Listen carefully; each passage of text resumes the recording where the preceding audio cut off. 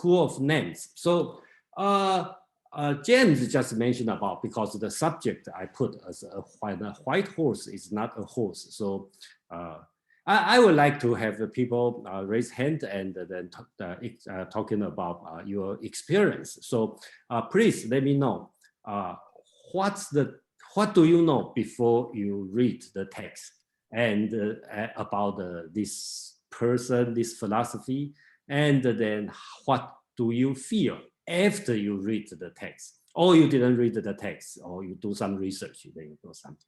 So we have James, please. Okay, I read the text, and when I read the explanation of the treatise, I thought immediately of the movie Star Wars, the original Star Wars 4, and when the Obi-Wan Kenobi confronts two of the guards, and he says, "These are not the droids you're looking for." And then the one guard turns around, looks at the other, and says, "These are not the droids we're looking for." And they get into the cantina, and then all hell breaks loose after that. But that's okay. It's the same general idea. Is that if you encounter a border guard and you say, "This Toyota Prius is not the one that was just stolen from the president who was murdered. This is just my Toyota. This is my old Toyota Prius from my garage. Don't worry about it." And they all say, "Yeah, that's right. It's the same color and everything, but you can go ahead and cross the border." So it's kind of a nice concept that you can use words to fool people, use words to change the logic of a situation. So, and it's a nice idea. It's basically the idea behind sophism. So I'd like to sort of keep that in mind through this discussion. Is this sophism, or is this something new that we haven't encountered before? Thank you, James. And how much you know before you read the text? Oh no, nothing. Just that this is part of this is like an early stage of Taoism. This is an author that the Yang Feng considers to be part of the tradition of Taoism. Am I correct about that? Yeah. Well, I'm not sure, but you are correct on the text. Feng YouLan's argument. That's one thing we can discuss later. Okay, about this relationship with Taoism. That's Feng YouLan's argument, which I kind of agree. But we can discuss more on this. Karen, please.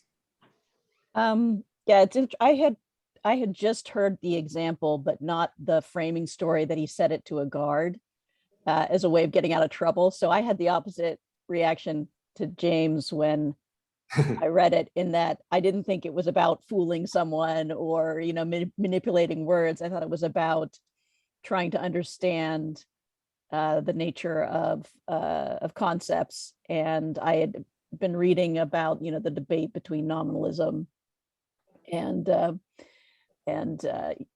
people who believe it. What's the opposite of nominalism? Who believe in the existence of abstracts and it's quiddism or something. Yeah, Quailism. Yeah. Quailism. The people who believe in universals and those that don't, right? And also reading at that time Parmenides and the criticisms of the forms that Plato himself dealt with, and a lot of them kind of are echoed in this. So I was sort of delighted that even before ancient Greece, these or contemporaneously, I'm sure you'll review the timeline, these same issues were coming up in these discussions in China. So I really enjoyed the chapter in that it set out and drew those parallels between these issues in this text and the ones in the analytic philosophy and the Western tradition. Yeah, thank you, Karen. Yeah, and that's exactly the reason I bring up this subject, because I would say this school is very different than others in ancient China. So during today's section, we don't have to know any background about the Chinese culture. So the same thing exactly happened in Greek. So when you read this one, will be very similar. When I read original Chinese, I just have almost the same feeling as reading Plato's dialogues. Okay, so Socrates had lengthy talking, go all over the place for like Phidippus. Okay, as an example, I just recently read. They talk about happiness, pleasure, and wisdom, but just go all over the place, talk about metaphysics, and then come back. Same situation as in this school. They just, in our sense, we will say they discuss something nonsense, or sophistry, but they talk about, but only difference is Plato's dialogue is, I don't know, 35 books and each one, I don't know, millions of words, and the Chinese text is very short. So that's the only difference. So the problem to reading Plato's dialogue is it's too long, so I got lost. And reading Chinese text is too short. I have to do a lot of interpretation, and I'm not sure it's right or not right. So that's the problem. So today's group, and is anybody with Chinese background? And you must heard about the Baima, Feima. And I would like, if look like, I don't know, if anybody want to talk about if you already know that, and what do you think about that? This it's in Chinese. If you are in the Chinese background, you probably heard so-called Baima, Feima, the white horse, not horse. Okay, so I raised my hand. I don't know if you saw it. Oh, sorry. I'm sorry. Okay. Oh, sorry. We have a few hands up. Okay. Sorry. But I hadn't taught in over 10 years, you know, so when I was, okay, 10 years ago. Please. Okay. And I am very interested if you're going to get into the mythology, the Chinese mythology, because a lot of people don't know about that. And I tell you that is really interesting. And this would tie into it. Don't you agree? Yeah. Okay. So, well, Chinese mythology is another story. You know. So, yeah. Thank you for mentioning this. I was planning to do it last year for another group, and they canceled it. Okay. So I didn't do it. Before I was thinking about I can do it for that group, and then just modify and do it in our group. But turn out that they canceled it, and I totally forget about this. So thank you for mentioning this one. And I will think about that, and then I will try to work on this. Yeah, Madeline, please. Yeah, hi, Jason. Hi, everyone.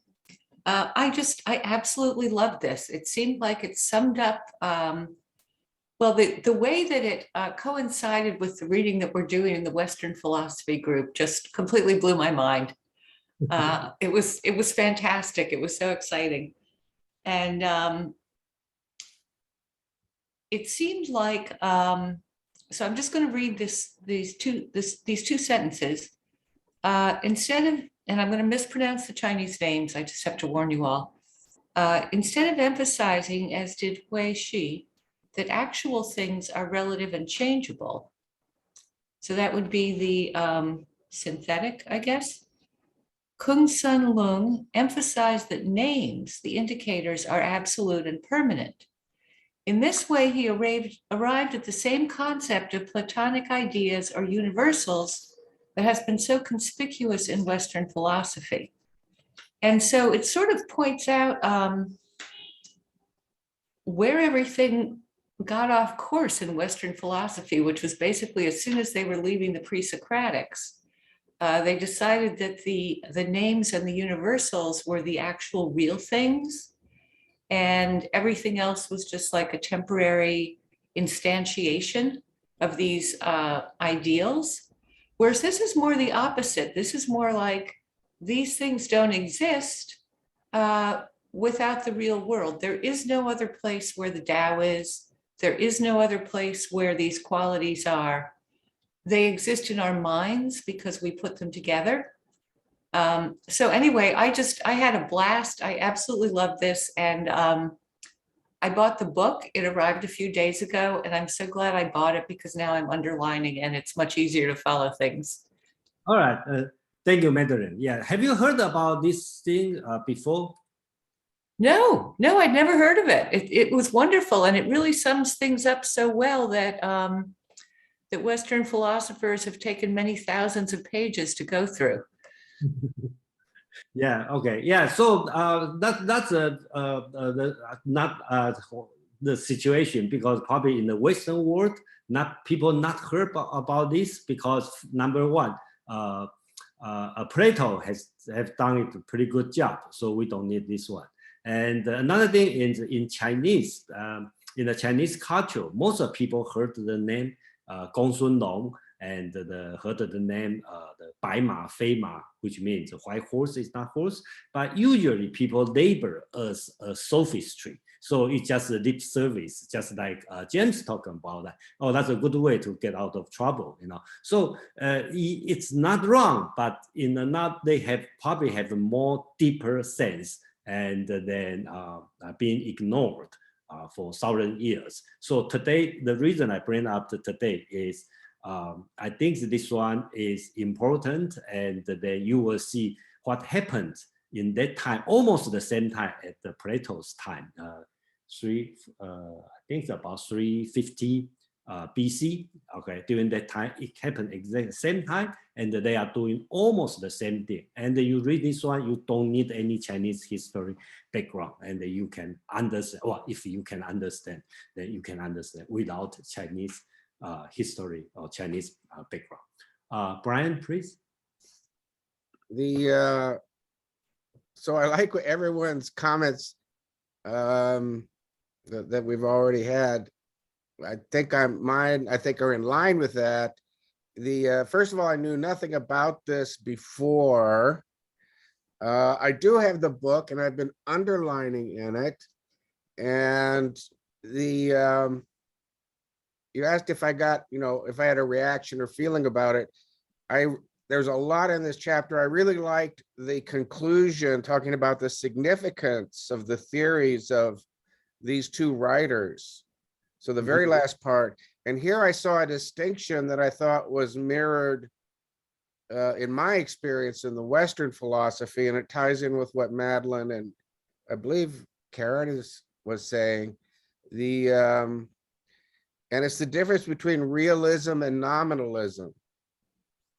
And I don't know if that's intended or not in this last bit, but they're talking about the school in the second paragraph, the school of Hui Shi.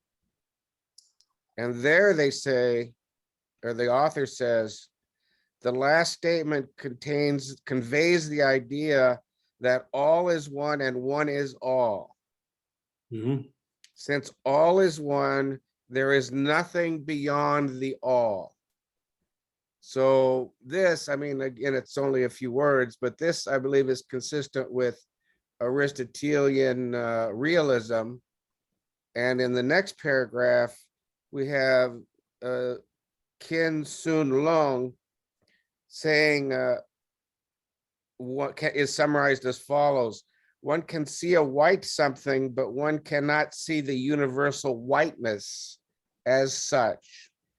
All universals that are indicated by names lie in a world beyond shapes and features. This, to me, is nominalism, which is in line with the Platonic school. Now, you could draw further distinctions on that, but that's a distinction I got there.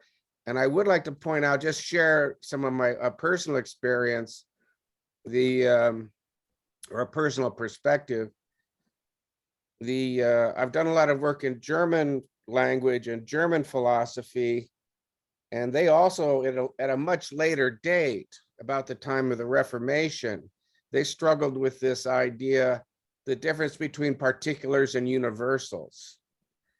And they did, just as in, that people are struggling with the ideas here, they were also struggling with it. And it had they did not have the words in their vocabulary to talk about universals. All they had in their vocabulary was words to talk about particulars, like a boat or a person. And then they had adjectives to talk about their shapes and features, as we have here in the word used with Gongsun Long in this chapter, a world beyond shapes and figures. They had adjectives to describe boats and peoples. And those adjectives might be a beautiful boat, or let's say an evil person. They did not have a word for beauty, and they did not have a word for evil as such. They did not have a word for the universals, and they had to make up those words.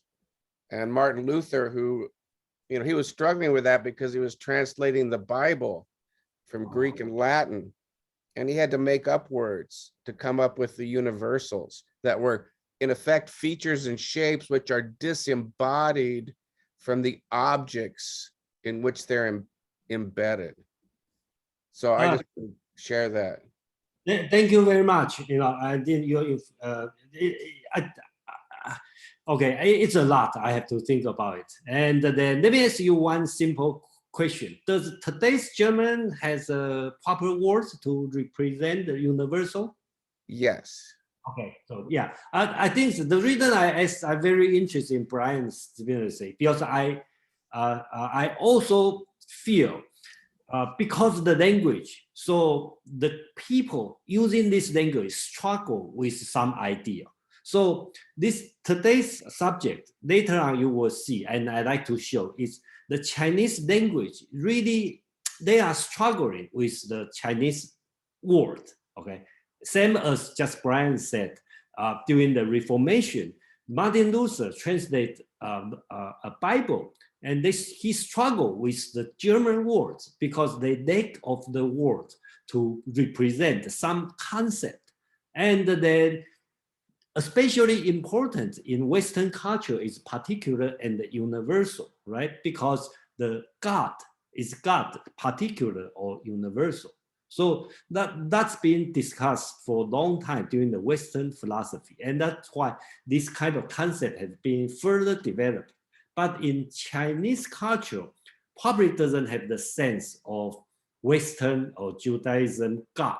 Okay, so universal and the particular concept probably not being in the subject. So my idea is it look like Chinese has been more focused on the so-called universal, and then the universal become the name, and which name become the either a law or being a ritual or something. So they go to totally different direction. So so I think today's subject could be very short, because if you are not interested, it could be very long, because if you compare with the Western philosophy, you will see the interest development during these two cultures. So I don't think we have hands up. And then, okay, so let's go a little bit background on the tradition. Let's pull back to about 500 BC, during the time the warring state. All the philosophers, okay, we talk about different school, okay, Confucianism, legalism, Mohism, Taoism, all these different school, they are not just burst out from nowhere, right? They come out to try to resolve the problem. But in another way, they also have a tradition, okay, as a group, as a certain class of people. So I just make a few summarize, okay, for the tradition, okay, in Chinese society. First, we talk about knight errant, in Chinese name called xia, and this kind is kind of like they serve for the aristocrats, okay, as a bodyguard, or sometimes you have to take care of the security of the society of the village. So this kind of people further developed to the Mohism. And they also craftsmen, okay, so before Mohism. And another tradition so-called the Ru, okay, so I think I explained last time and last week about Ru. In Chinese culture, Chinese doesn't call the Confucius teaching as Confucianism. Chinese call is Ru, okay? When we talk about when Chinese talk about neo-Confucianism, Chinese talking about neo-Ruism. So, so it's a subtle difference, okay, in the Western and the East. So Ru is the person who do the ritual service for the aristocracy. Okay, so the most important will be the worship, the ancestor, right? And another thing is the funeral service. So this kind of profession later on developed as Confucianism, as the Western world understand, because Confucius, when he was young, his family was poor. He probably didn't mention in his teaching, but most historians believe he doing the funeral service for a living, okay, when he was young. And another thing, we should not call profession, another group of people we introduced last time is kind of like a recluse, hermit, okay, they just live in the mountain, okay, in the outside, they don't deal with regular people. A lot of people are educated people, but they refuse to work for government, so they hide behind something like this. So that's different kind of people. So later on become the early Taoism. We talk about Yangzhu. Of course, some people disagree, but that's one of the early development. Okay, another people that's related to today is so-called sophists, Chinese called Bian. Okay, so this school is they probably developed later. They probably doing the service between the nation, so they pretty good in talking. Okay, so unlike Greek essence sophists, they are teaching for money, and because a Greek citizen have to go to court and defend yourself, so you have to learn how to speak, have the sophists. That's happened in Greek. But in China during that time, this kind of people they are deal with international affair. So they travel around to talk about, send the message. So after a while, they developed a school or idea to how to speak, and that kind of logic start to develop on this one. So you can debate, okay, direction, and then I don't see they have the idea like Plato's talking about dialectic or dialectic as way to find the truth. I don't see they developed this kind of idea, but basics they focus a lot on how to talk, how to debate. And another school, the so-called diviner or the Shu, okay, or how to call it, occultist, right? So they do the fortune telling, and they are important in the government because before you wage a war or you want to do the major construction, and usually you need this kind of people to see whether or not this is a good time to wage a war, to make a major construction, or you have an earthquake, and you need this kind of people to know what's happening, and what we need to do. So this one later on developed to the so-called Yin Yang school. We are going to introduce in 2 or 3 weeks. That's famous, most people know is I Ching, Book of Change, and they have the 5 elements, all this kind of mystical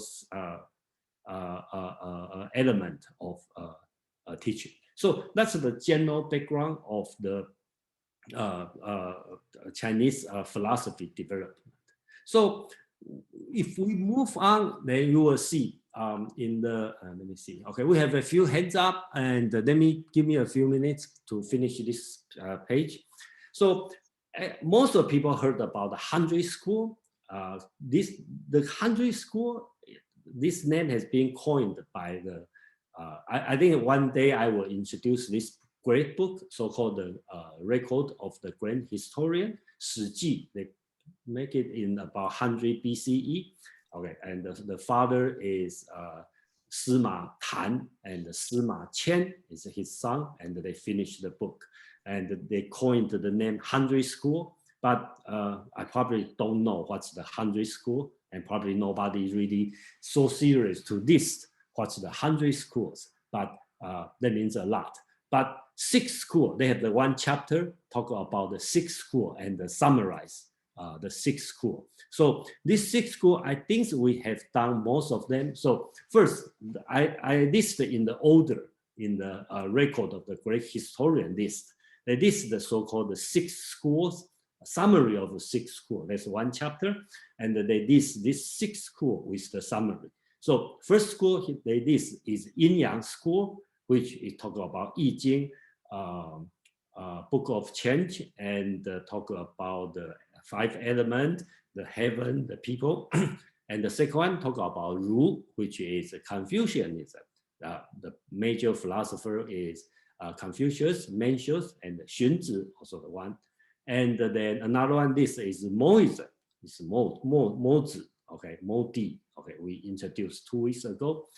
Legalism, Han Feizi, we talked about last year, okay. So this 4 under the school of name, that's today we are going to talk about.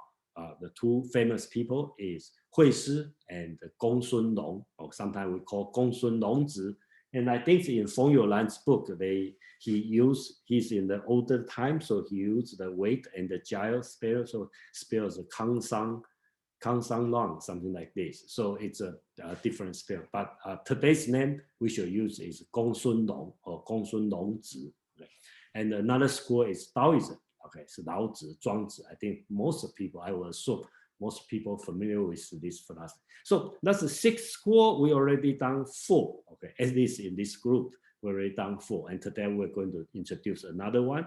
In 2 weeks, we are going to introduce another one. Whose hands up? The Shemari. I'm sorry. I'm okay. Am I pronouncing your name correct? Yeah, that's perfect. So I apologize because I have no background on this, but I'm curious about the notion of a white horse is not a horse, and I'm trying to conceptualize that. So am I understanding it correctly if I say that a female human is not a human in the sense that it misses the broader nature to be human when you narrow it down to the femaleness? So I guess that's my question really, is like, if you say someone is a gay human, or if you say they're a female human or a male human, are you just missing the whole point when you just look at one very small component of the nature of being human? Is that what that's suggesting? Thank you for mentioning this. How to say that? In a way, I will say yes, based on Gongsun Long's argument, right? Female human is not a human. But in another way, he probably may say no. Okay, that's different than what he's talking about. White horse is not horse, because how are you get the femaleness or femininity, right? Depend on the sense. At least that's the way I read it. Okay, so he has some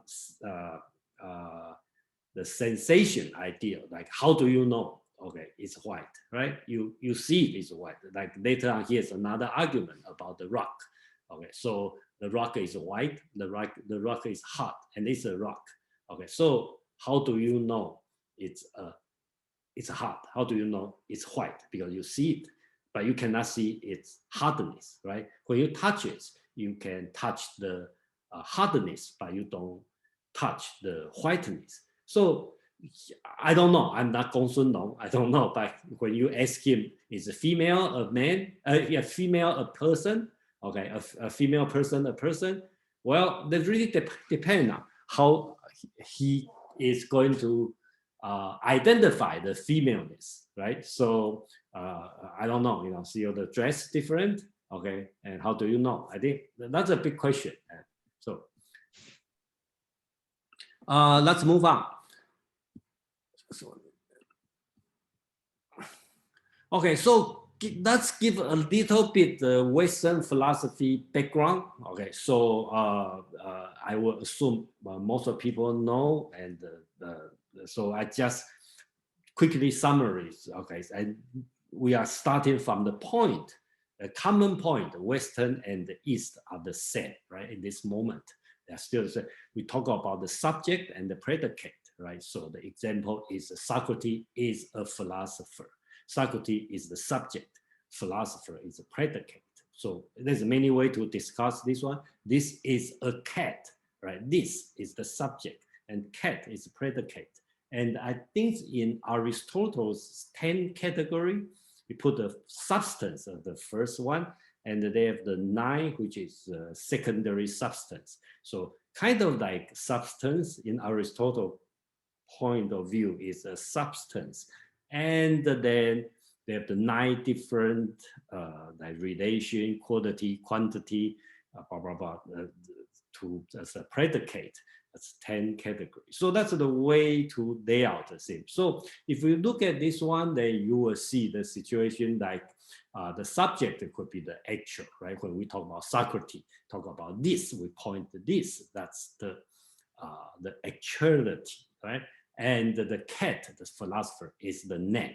Okay, that's why sometimes you can categorize as the subject as a realism, and if you focus on predicate, you become a nominalism, right? So that's a different way to categorize. But the point for today's section, you will see the subtle difference between different cultures. So the subject is impermanent, is temporary, because Socrates will die when I say this, later I say this. It's not a cat. So then the subject is concrete, and the predicate is abstract category. One is relative, one is absolute. So basically that's the general concept we categorize, for different in our daily language. I think this part probably the same on the Western and the East, and then we can move on. So anything, any question or any comment? Let's move on. So 2 philosophers I'm going to introduce today. One is Hui Shi, okay, another, or sometimes we call Hui Zhi, and the spelling could be, I think this one is right. Another one is Gongsun Long. Gongsun Long has a book left, okay, a short book, but Hui Shi doesn't have a book, but he has been mentioned all over the place. And we know he is a good friend of Zhuangzi. Okay, so a lot of his philosophy has been written in Zhuangzi. So the most famous, there's a lot of story about Hui Shi in Zhuangzi. So I'm going to only introduce 2 about Hui Shi. And one important thing is which we will consider the most important is Hui Shi's 10 points about his argument. Let's go through quickly, and then if you have a question or you have a special interest, then we can discuss a little bit further, and we probably don't need to discuss all these 10. Okay, I just quickly go through these 10. So first point, talk about the greatest has nothing outside itself, and it's called the great one. And the smallest has nothing inside it. It is called the small one.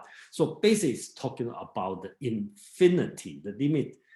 What's the largest? What's the smallest? So just similar to in the Greek, have the argument with the like Anaxagoras talking about they have the infinity, they have the you can infinitesimal, right?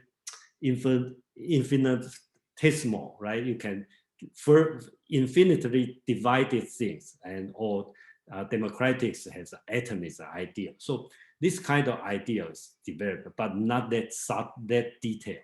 And second one, talk about the that which has no sickness cannot increase in sickness, but it can be so great to cover 1,000 nickels. What's the nickel? 1,000 miles. Okay, that's misspelled. Okay, so basically talk about the 2 dimensions.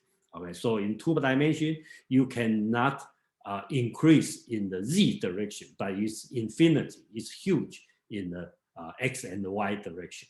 So another thing, talk about the sky is as low as the land. Mountains are the same level as the meshes. So it's talking about relative, right? So if you are in the airplane, you look at down, it doesn't matter. It's mountain or marshes, right? They all in the same level. So that's the idea he is talking about. You can say it's sophistry, but in a way you can see the philosophy behind it. And number 4, talk about the sun at the noon is the sun declining. The creature born is the creature dying. So this one is ready to talk about time, right? So talk about when the sun at the top is the time to decline, right? So you can start to feel the Taoism thinking, right? When you're in the peak time, you are ready to going down. So that's the idea start to develop. And number 5, the genus and the species. That's my idea. I think it's about talking about the genus and the species. They talk about similarity and the difference. That's number 5. I will have a further explain because I think this one is important. And the number 6, talk about the South has no limit, yet has a limit. So this one is talking about, I think in the Feng YouLan's book explained during that time. If you look at the map, China during that time, most of the culture happened in the area of Shandong. That area is on the north. And their idea of the South is just like a deep South, right? That's all jungle, that's barbarian live there and feel like boundless, right? There's no limit. But Hui Shi start to argue, even it's unlimited, but it still have its limit. That's he's talking about. And the number 7, I say, I go to Yue and today and arrived there yesterday. So he's talking about Yue is also a state in the very deep south, so far away place. He's talking about, I can go there, but arrived yesterday. Right? Talking about the time difference, you know. And the number 8, talk about the connection ring can be separated. This one is a little bit different. He's talking about construction and the destruction. So something, I think Feng YouLan give a good example. When you break something break something, for let's say if you cut on the tree, to the tree itself is a destruction. But for the carpenter, for the human, it's construction because you cut off the tree, but basically you are building a house or doing something constructive. Number 9 is interesting. He talking about, I know the center of the world is the north of Yan, okay, which is in the Beijing area, okay, on the north, and the south of Yue, which is the Shanghai, the south area. So basically he's talking about, during that time, the Chinese boundary will consider Yan, which is Beijing area, is the most north area. And the most south is Yue, which is on the south. But he started at the center of the world, should be in the middle, right? Between, should be south of Yan and the north of Yue. But Hui Shi is talking about, yeah, I know, the center is on the north of Yan, which is further north, and the south of Yue, which is further south. So if you think about the Earth as a sphere, not a two-dimensional, it also makes sense. You go to the other side of the Earth. So that's he is arguing. Number 10, also important, is loving all things equally. Heaven and earth are one body. So that's he talking about, very similar to Taoism idea. So heaven, earth, people, dog, beetle are all the same. They all in one body. So that's the idea is talking about this 10 point. I will have the next one to further discuss on number 5. And then I think Feng YouLan also talked about number 5. And the rest, if you want to talk about, have a question, and then we can spend a few minutes to discuss this one. Brian, please.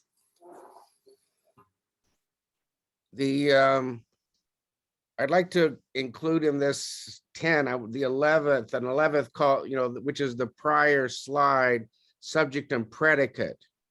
Okay. If we could go back to that, I had just one small observation that you might comment on. I thought this was really, first of all, really fascinating. Socrates is a philosopher. This is a cat. The thing that, and then the distinction between subject and predicate, I read it in the book, but I hadn't really understood it till you explained it. The thing that strikes me here is that the predicate is associated with the permanent abstract absolute, Mhm. which is, that makes a lot of sense to me if you say Socrates is a philosopher or this is a cat.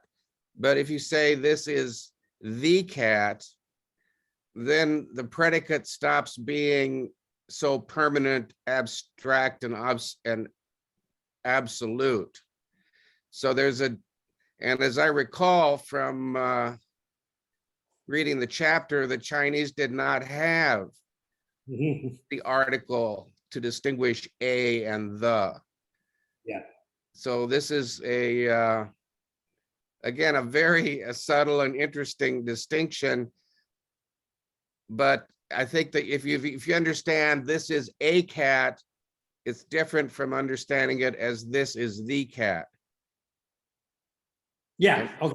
Thank you. Yeah. It's I think we first I'm not expert on this one, and then I got your point. I also think about this, and then let's put this one on hold, okay? Because I don't have a correct or so-called correct answer, but that's the general idea, and then we don't want to go to the Aristotle's 10 category and further dive in. Or they call the fourfold subject or something, fourfold naming, and it's complicated. Sorry about that, but thank you for mentioning this one. Yeah. Karen, please. You might have an answer. No, I don't think I have to that, but I had a question about number 9 on the next slide. What were the Chinese theories on the shape of the earth at that time? No, there's no shape of Earth. Okay, let me show this map. Okay, so there's no idea of. Okay, the shape of Earth is this. Okay, there's a little bit like Douglas asked about the mythology. Famous mythology is this, and I believe that time people believe this way. Okay, the land is flat. Okay, if you look at the map in China, right? This one only 2 dimensions. If you look at 3 dimensions, on the west side here has a lot of mountain. This one is low, so it's high on the west, okay, and low on the east. So Chinese idea is Tian, so-called heaven, is on the top, okay, and it's a circle. So the circle, the heaven is a circle. You look at it, it's a circle. The land is square, okay. So that's the assumption, and then the heaven is tilted to the west because the mountain on the west, they have a high land, right? So it looks like it's close to the heaven. So the land is flat, but the heaven is like flat on a tip on the west side. So they have the column to host the heaven, okay? But that's the giant or something, hit the column and the column fall on the west side, so the heaven fall down. So that's a mythology on that.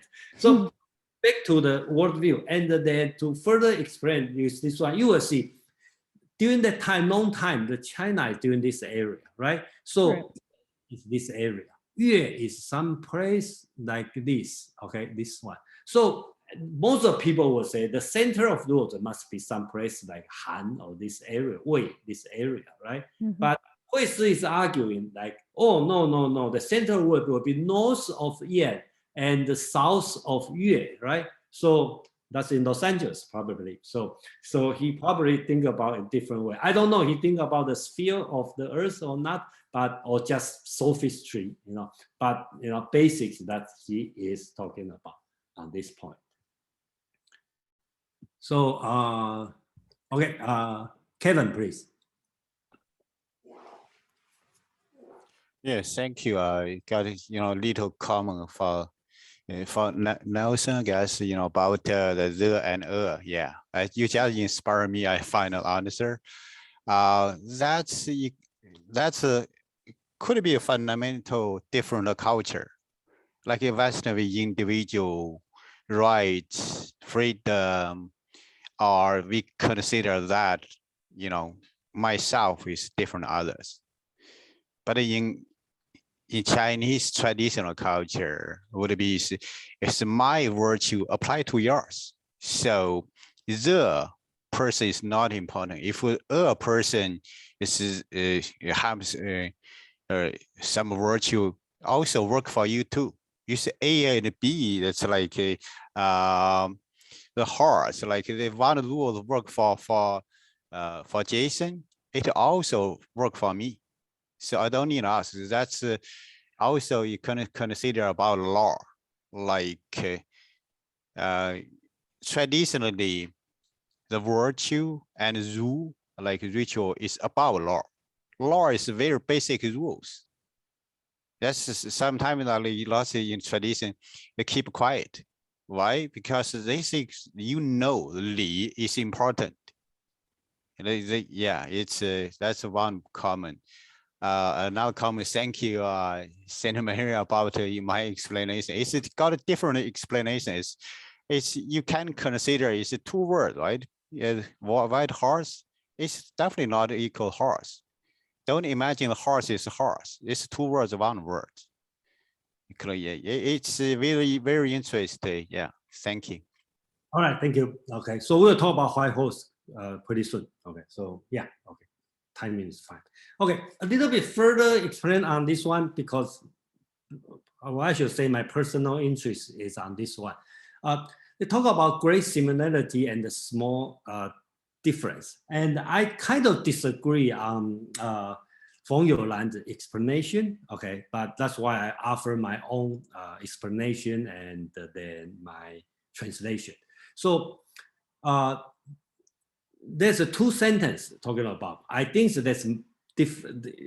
In Hui Shi is talking about the genera and the species, right? The idea of this. So first, he talk about things are different because they have a small similarity. So we talk about things are different because they have a small similarity. There's no, if they are totally different, you cannot talk about different. They have no similarity, you cannot talk about different.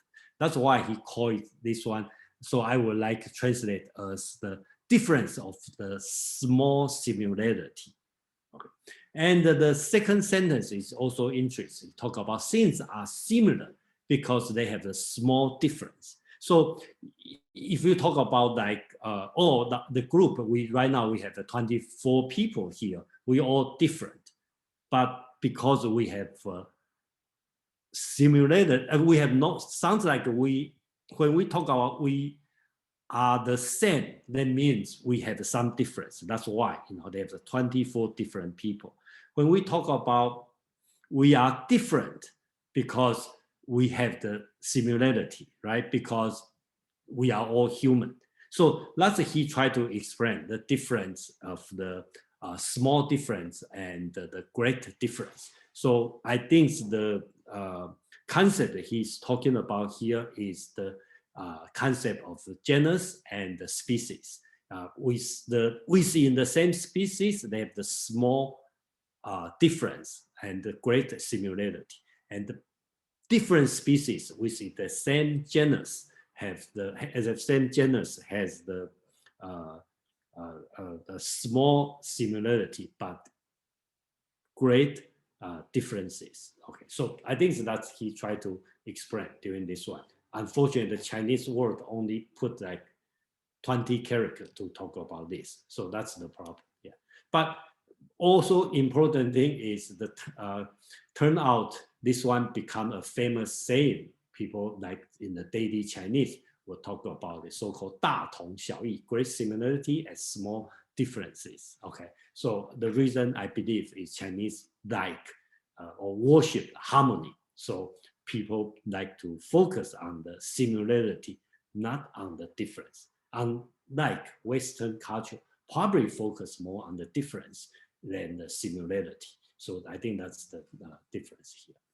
We have a few hands up, and Shannon Mary and Madeline. Yes, thank you.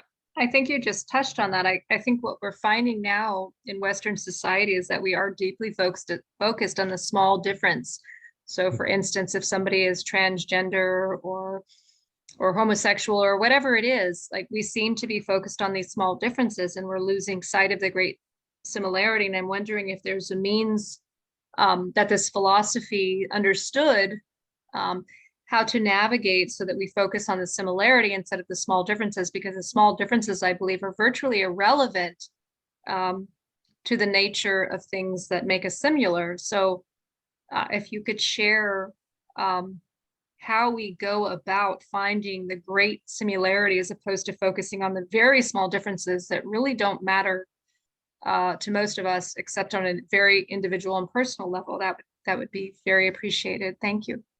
Yeah, thank you for mentioning this. I will say that's the very key difference. And then I'm sorry, I'm not going to talk too much on this one. The reason, one is timing. Second is too big a subject.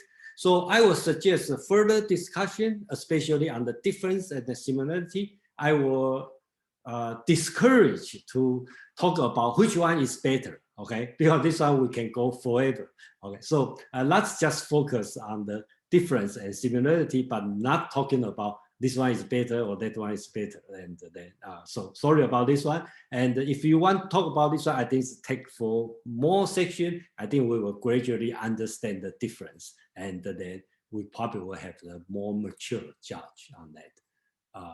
Madeline, please. Yes, I got a bit bogged down when I was reading this section, and your analogy of genus and species was just perfect. It sort of cleared everything up. Thank you. Thank you, Madeline. Yeah. Kevin, please. Yeah, would you, Jason, you slide the 10 points between, you know, this, oh, okay, just last. I can read one, you know, that can explain this next section. From the last one, loving all things equally, heaven and earth are one body. Can you believe that heaven and earth in one body? That's cannot be from Western, we cannot understand that, right? So that's easily understand. It's a great similarity and small difference. Here's a question for each individual community. How can I understand? You won't focus on difference, or you consider the greatest similarity. Another option, both, all, we all exist. We're going to evaluate all of them. So it's also the number 5, genesis and species, similarity and difference. That's the same thing here. Then number 3, sky is as low as land. Mountains are on the same level as Mars is. Which level, how high you can look at it down. Thank you. Thank you, Kevin. So we doing pretty good on the timing. So we spent 1 hour talk. Oh no, a little bit late. So okay, so I have to look at this one, and this one. Some probably know, some probably not know. It's not included in the Feng YouLan's writing, but I think that's also it's important to include here. I think Pin talked about this one last year about the Zhuangzi's reading. So that's on the chapter, I think chapter 2, second inner chapter, talk about qi wu lun. Oh no, Qiu Sui. That's on the outer sector. It's talking about the autumn flood. Okay, talk about the big river flow to the ocean, and the very last talk about the happy fish argument. I just go through this one, and then Zhuangzi and Hui Shi, in the book called Hui Shi, that's that philosophy, were walking on the dam over the Hao River. That's on the river. When Zhuangzi said, "These fishes come out and play about their eases. This is the enjoyment of fishes." Hui Shi argued. Hui Shi said, "You are not a fish. How do you know the enjoyment of fishes?" Zhuangzi said, "You are not I. How do you know that I do not know the enjoyment of fishes?" Hui Shi replied, "I'm not you, so I don't know what you know. You're certainly not a fish. It's clear that you will not know the enjoyment of fishes." Zhuangzi replied, "Let us keep your original question. You said to me, 'How do you know the enjoyment of fishes?' I knew you knew that I knew it. and yet you put your question to me. Well, I know it over the Hao River. Okay. So I think we read this one last year, and then just kind of refreshment bring you back. Okay, so the Hui Shi played a role, okay, in Zhuangzi, this book. And the argument, I think the first 1, 2, 3, 4 line is clear. The last line is being debated for a long time, in the Western world, also in the Chinese, and what's the meaning on this one. And I just like to offer my own interpretation. My interpretation is Zhuangzi tell Hui Shi, okay, you knew I knew it, which means the happiness of the fish, okay. That means you already assume, okay, different beings can know by analog. You can know different beings, okay, what they are thinking on the other person, okay. You already assume it, okay.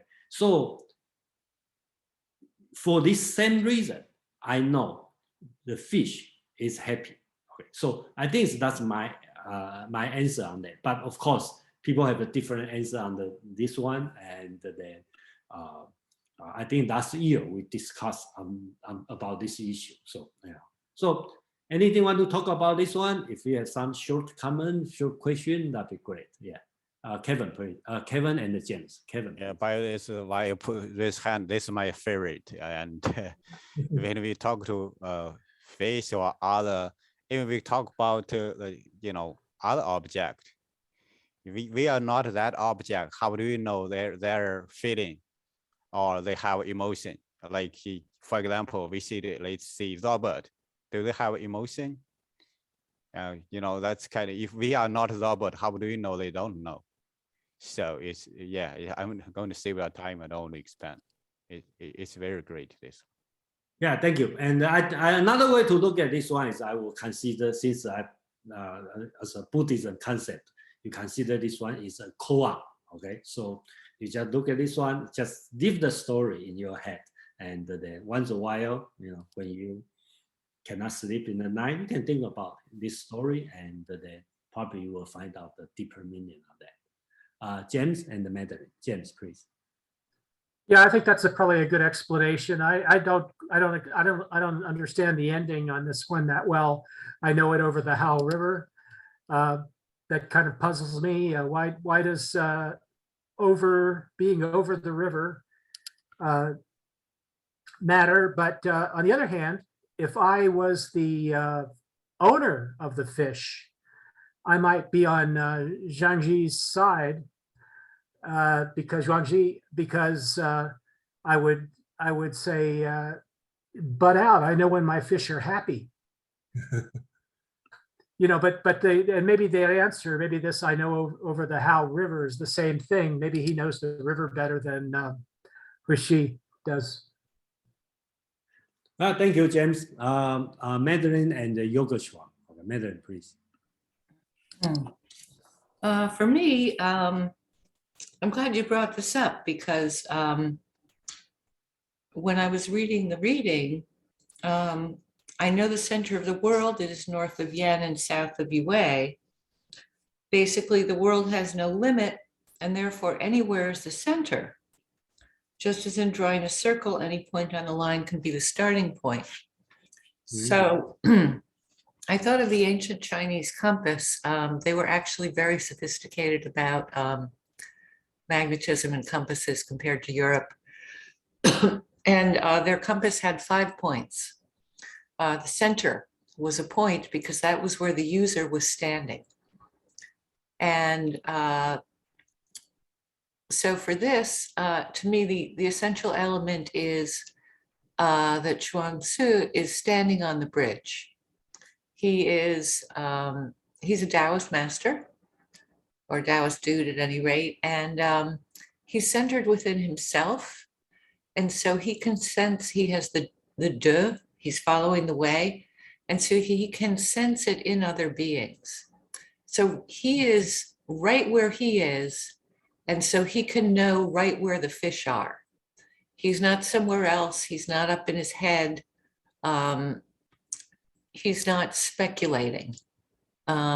He just knows because he's saying, I am right here on the bridge, meaning, basically meaning I am here in the fullest sense that being here can be. Yeah, thank you, Mandarin, to offer your explanation. We have Yogeshwar and the Pin, please. Yeah, Yogeshwar. Yeah, actually, I was going to give Madeline's explanation as well, but just as another way of looking at it, maybe if you could, if we were too logical about it, yeah, and we would want some logical explanation, then if I feel pain and I remove my hand from the stove, then if I see that if I prick a cow and it moves away, then I also, like, you also have your own judgment that even the cow feels pain. So you know the cow feels pain because it has pulled back when you pricked it. So the same way we have our feelings, you can understand how others have their feelings in a logical way as well. All right, thank you. I will have a Pin, please. Yeah, my interpretation is similar to Madeline and Yogeshwar. I think, you know, if you read the entire Zhuangzi, he normally makes fun of these the school of name people, and he's always jabbing with his friend Hui Shi. And so I think Zhuangzi's point is basically I'm not interested in this logical persuasion. And so first I'm gonna play your game and kind of beat you at it, saying, well, you asked, how do you know? So your premise was already that I know. You're just asking me, how do I know? So basically, he points out the way that he posed the question in itself was at fault in a trivial way. I think Zhuangzi always viewed these logical arguments as kind of trivial and waste of time.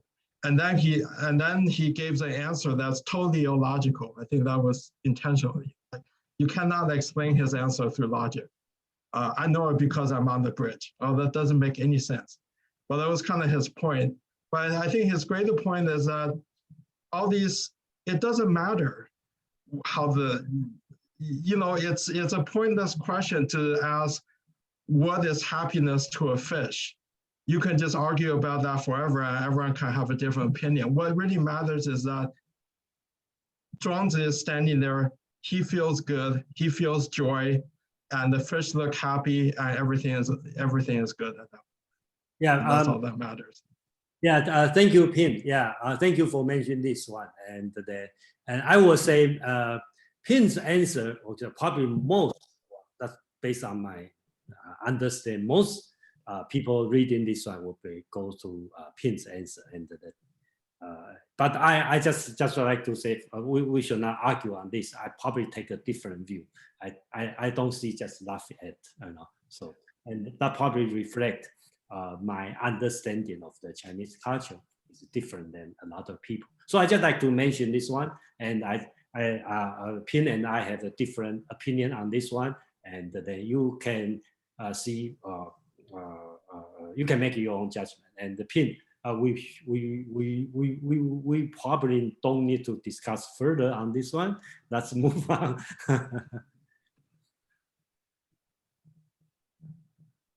Yeah, okay, so we are okay on this one. Then let's move on the Gongsun Long, okay, and the white horse is not horse. Eventually, we're going to touch the subject here. Okay, so I'm going to the reason I want to put this one.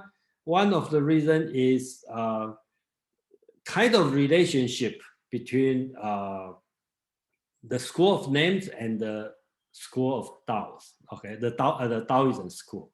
So Gongsun Long, okay, so this one is happened in the book. I provide both Chinese and English. Okay, So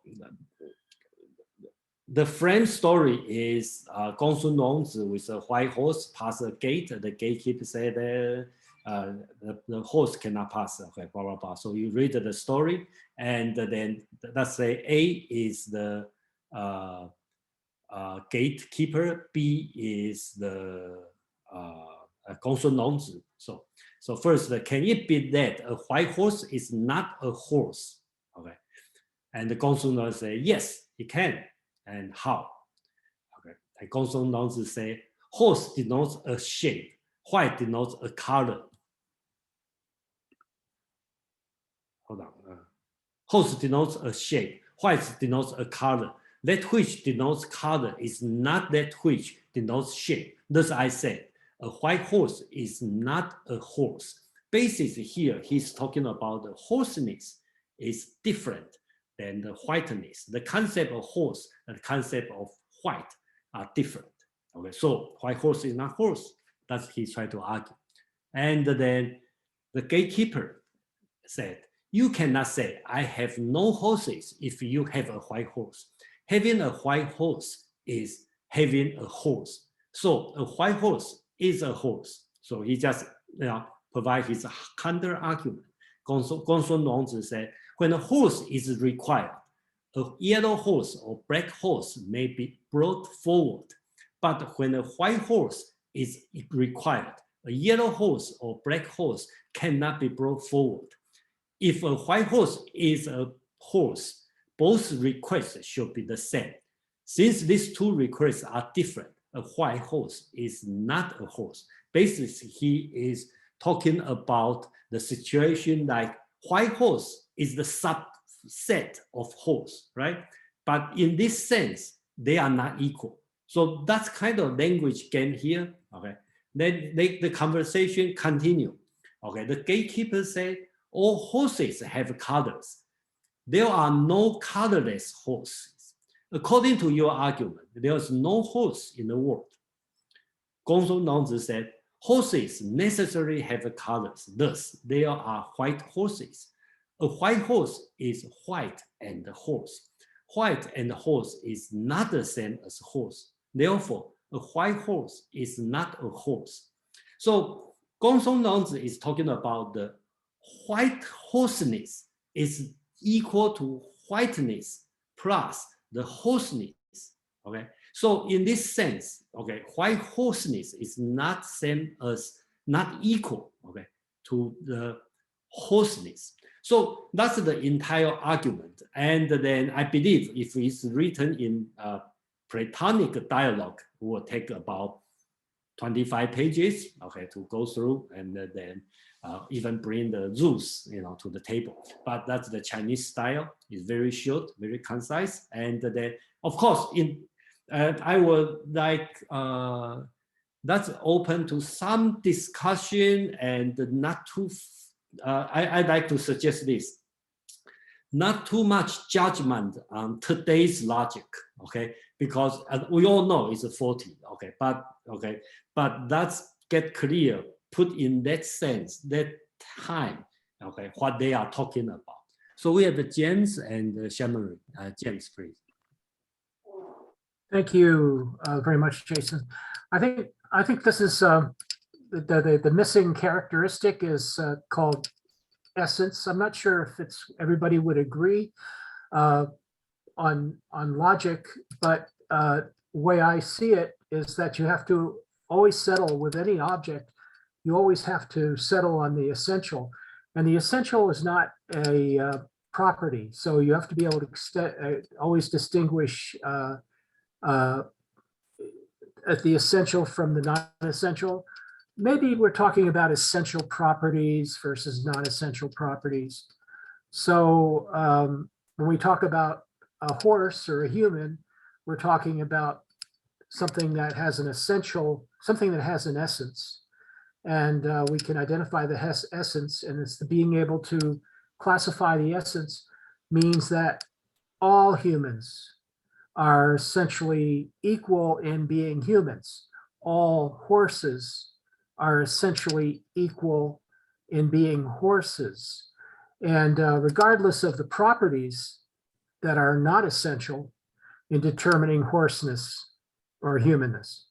So I think that's the logical error for me, without trying to resort to metaphysics. It's the, unless you consider essence versus properties as metaphysics, but that, you know, or you consider all logic to be metaphysics, as some, I'm sure that some people do. But that's the, I think that's basically the, and I like the counter argument. I like the Gongsun Long Z, all horses have colors. And according to your argument, there are no horses in the world. But he doesn't refute the argument. He just says that he just poses his original. He just reestablishes his original faulty proposition. Yeah. Thank you. Thank you. And we have a lot of hands up, and then let's put our calculate a little bit time concern. Okay, so let's go through, and then we have a Shamarin, Joe, Madeline, and Karen. Okay, so after Karen, I'm going to move to the next slide. So, but we will continue to discuss on this one. Shamarin, please. Okay, yes, thank you. I would definitely agree that a white horse is not a horse, that it doesn't encompass the fullness of the horse in and of itself.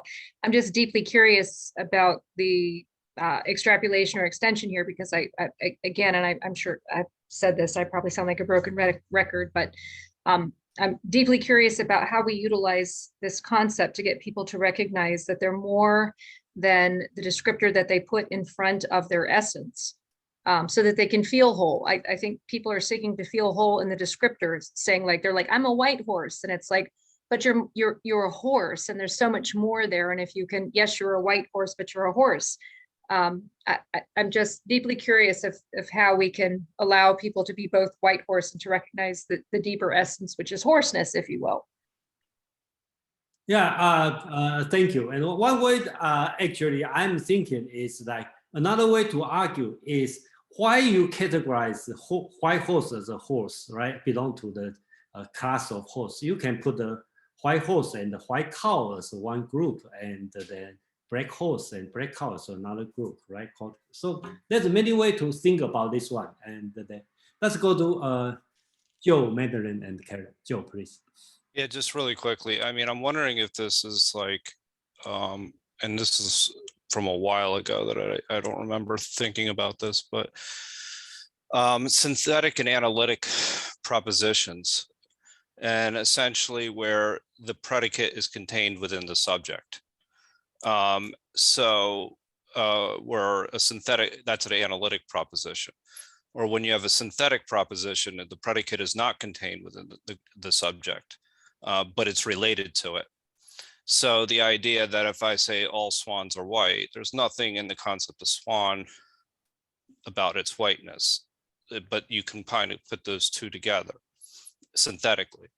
But if I say all bachelors are unmarried males, there's the idea of what an unmarried male is and what a bachelor is. So that there's something analytic to that. Is that the way to pretty much think about this argument?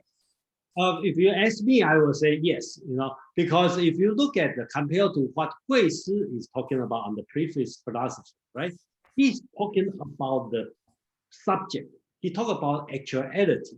In the way Hui Shi, okay, he is everything he's talking about. If you look at the 10 points, they all talk about the real thing, the actual things, and Hui Shi is all talk about. So you can call him a synthetic. He talk about synthetic philosophy, right? And then Gongsun Long is different. He deal with the predicate, which is name, which is universal, and then he is more on the analytical. So he kind of like argue on this way. So, but that's just a rough categorize. But because it's happened in China, which is going to totally different direction. So that's the only thing I can offer. And then, okay. So Madeline, please. I liked what James said about humans and horses. And I just wanted to add that if we can build out from there, and say that humans and horses are mammals, mammals and reptiles are animals. And that's how we arrive at the final one, which is earth and sky are the same. So it's just looking for more and more similarities in things that exist, including simply that they exist eventually. That's it. Thanks. All right, thank you. Karen, please. I was just trying to make sense of sentence B on this slide. And I thought of a modern example is like dollars. So there might be things that necessarily have certain properties so that it doesn't make sense to talk about them absent those properties. So if you ask someone to give you $1 and they hand you $1 and they say, oh no, this is an American dollar. That's not what I want. I want $1. And they say, oh, well, do you want a Canadian dollar? No, I don't want a Canadian dollar. I want $1. Oh, I have an Australian dollar. Will that do? No, I don't want an Australian dollar. I want $1. And then you realize, no, there cannot be $1 that's not issued by a bank. So it has to be, a national bank or a national treasury. So it has to be a Australian dollar, a Canadian dollar, an American dollar, a Barbadian dollar, or whatever. Like you can't just have $1, right? So I'm wondering if he's saying in the cases of horses that there are, when you come to the actual things, they necessarily have these sub-distinctions because the color is somehow essential to the reality of the thing you're confronting. Yeah. All right, thank you, Karen. Yeah, I think that's also a thing. So I think that's related to the particular and universal concept. This one, and I don't see the concept, the discussion in Chinese about the universal and the particular that often. I don't see. Chinese care about this much, but the Western culture probably care more. I think that's my opinion because it's related to the God. So, okay, so let's talk. I know Brian, you have a hands up, and then and Kevin. So I will have to go to you after this one. So I want to talk about a little bit because most of people talk about our people talk about the essence and the universal particular. And the one thing I'd like to bring up, and I think Feng YouLan also mentioned, and I think it's very important, and to me also very important. I think of course, this argument is faulty, but why it's faulty? Okay, essence and the name, essence and the attribute, and reality and the nominalism, and the universal particular, that also sense. But I think the Chinese words also cause the problem, make the argument more complicated. Okay, so if you look at the white horse is not horse, if you translate literally by Chinese, basics is bai ma, fei ma. Bai means white, ma means horse, fei means negation, and horse. So white horse, not horse. That's just the translation. And remember, Chinese words, especially in the ancient time, every word can be verb, can be subject, can be noun, can be verb, and can be adjective. Okay, so you can do anything. And then unlike the Western, European, the words that never change the form. So doesn't matter you use as a noun, verb, they always write in the same way. Okay. So that's the problem, okay?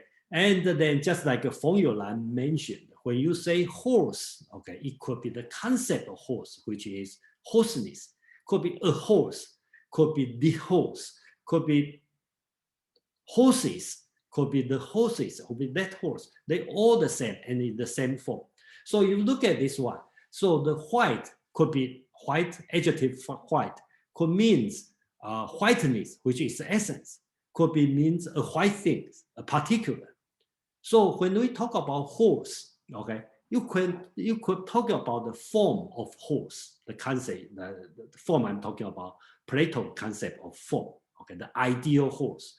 Could be talk about a horse, this horse, my horse, could be many, many horses, okay. So when you put a word, of course, Chinese have the way to express this horse or my horse or that horse or concept of horse, yes, but it's nothing wrong to write the word as a language as white horse, just use the same way.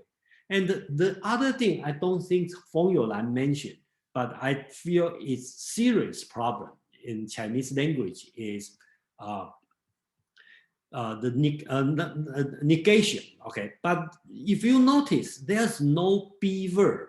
Okay, you just negate. So people will say, will ask, if you say, we say 白马非马, right? That's white horse, not horse. How about if we say white horse is horse? You just remove this one. There's no be verb to say white horse is horse. Basically, it's just say white horse, horse. Okay, that's it. So in Chinese, we'll say 白马马也. Okay, so with a punctuation here. 白马马. Okay, so with a punctuation. So there's no be verb in Chinese, especially in ancient time. So that also caused the problem because when you use the negation word 非, it could means not belong to this group. Also means not the same as, not equal to. Okay, so that's why this kind of concept is very loose and then bring up this conversation. That's why I think most of the Chinese for 2,000 years consider this kind of text is sophistry, and that's most of people think that's a sophistry, and they just argue. But I think they probably have a deeper meaning. The author Gongsun Long may not understand the meaning that well, but at least this text brings us to think about this kind of difference in the language and cause different kind of logic. Yeah. So that's I have to say on the Chinese language, and then Brian, you have something to say. Thank you. Well, your explanation here, I think, really clears up what I was going to say. If you want, I can still give it. I can give another example of how I think the gatekeeper and the horse owner are struggling with these concepts. If you go back one slide, it says here, all horses have colors. That's enough. That's enough. So this whole thing started out with a sign that says no horses allowed, right? And and you're going to end up here, if you follow the argument of the horse owner, you'll end up with a situation where all horses are allowed because all horses have some color. So, I'm not adding really or taking away to anything that you just had in your last slide. It just shows how the people were struggling and playing with these concepts. Yeah, thank you, Brian. Yeah, and just like Karen talking about a dollar, right? A dollar is dollar, okay, but not not Australian dollar, not Zimbabwe dollar, not Taiwanese dollar. So let's see. Okay, so Kevin and James. I've got so many points here. Learn first from I would say for human being, our language is a tool we communicate each other. It's also the barrier, limit our mind and everything else. So we we stuck over there. Sometimes language give our trouble. If there was the best language to try, interpret it, explain this better, computer language. Any computer language can explain it very well. I'm going to quickly mention that class, object, attribute, key and value, everything is sorted out. Second point is about white horse, not horse. Why not, let's say, black or red horse is not horse. White horse is so rare, even today. So I'm not sure that's that meaning. It's all the days for the, let's say, keeper. They never see white horse. They get used to black horse and red horse. So they focus, oh, that's white. Okay, white horse. It's very special. Okay, goes to pale, Thank you. Yeah, thank you, Kevin. So let me ask you a question, Kevin. Are you in a computer technology background? Yes, I do. Oh, same as me. So yeah, I think I see this exactly the same way. But of That's course, very easy. yeah, but probably we are biased. We don't know. So Yeah, that's the original computer language, 0, 1, yin and yang. It just simplifies, no emotion, no judgment. You see, here's Bob judgment, a lot of things like what's the value you believe, maybe not another person, another group or community believed in. Thank you. yeah, thank you. James, please. Yeah, I see two errors on this chart. White is allowed to be an essence, but it's not allowed to be a universal. So in other words, anyone can arbitrarily assign white the same status. The idea, I'm not sure if this is linguistic, but I could easily take the author's side if I was not allowed to have priority or essentiality as a concept. In other words, if I had to say that whiteness was the same as hoarseness and that they are both universals, so that there's no priority to hoarseness, and I can easily say that white mammal is as important a distinction as horse. So so if I'm not allowed to distinguish things into species, or if I have someone, if genus is more important, suddenly becomes more distinct than species for some people, there's a political movement to make genus more important, then I could not agree on the white horse not being a horse. I'd have to accept that the notness of horse is as valid as the whiteness of horse. They're equally valid, as in the claim of the author.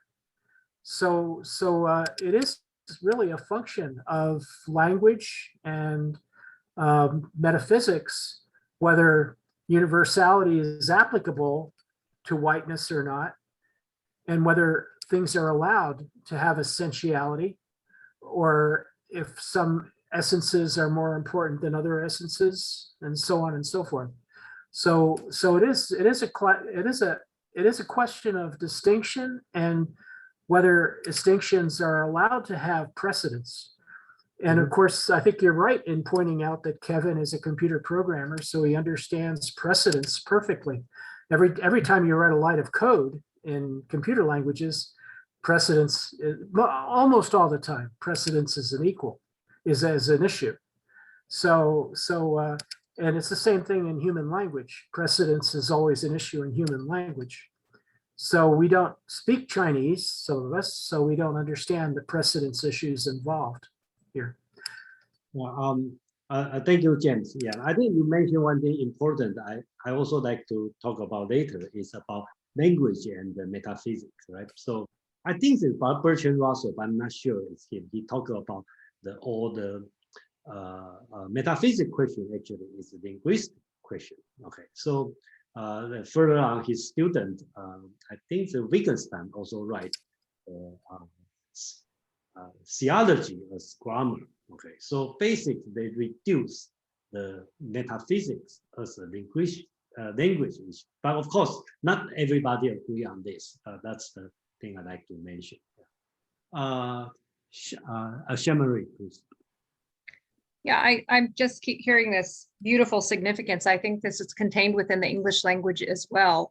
So when people identify themselves with something that is not their deepest essence, we also say that it is, we can dismiss them. We can say that a gay person is not a person, or a transgender is not, because, and maybe rightfully so, in the sense that like they're asking us to participate in identifying them in a deeply superficial way. But if they said I'm a person, I think that resonates with us because we recognize the essence there. But I very much think that we have the same line of thinking where we say a gay person is not a person, or a transgender is not a person, or historically a Black person is not a person. if we don't identify with the labels or we don't belong in that particular group, and the person is not drawing forth or laying claims to their deepest essence that we can relate to, we can dismiss it. And I think this is super powerful and very important. This notion is also in the English language. If people are not careful to identify with their deepest essence, we historically have diminished it or dismissed it. And I think if we can encourage people to identify with that which contains their deepest essence in a sense of wholeness and not just a single superficial characteristic, it would make it harder for other people to dismiss their humanity. Thank you.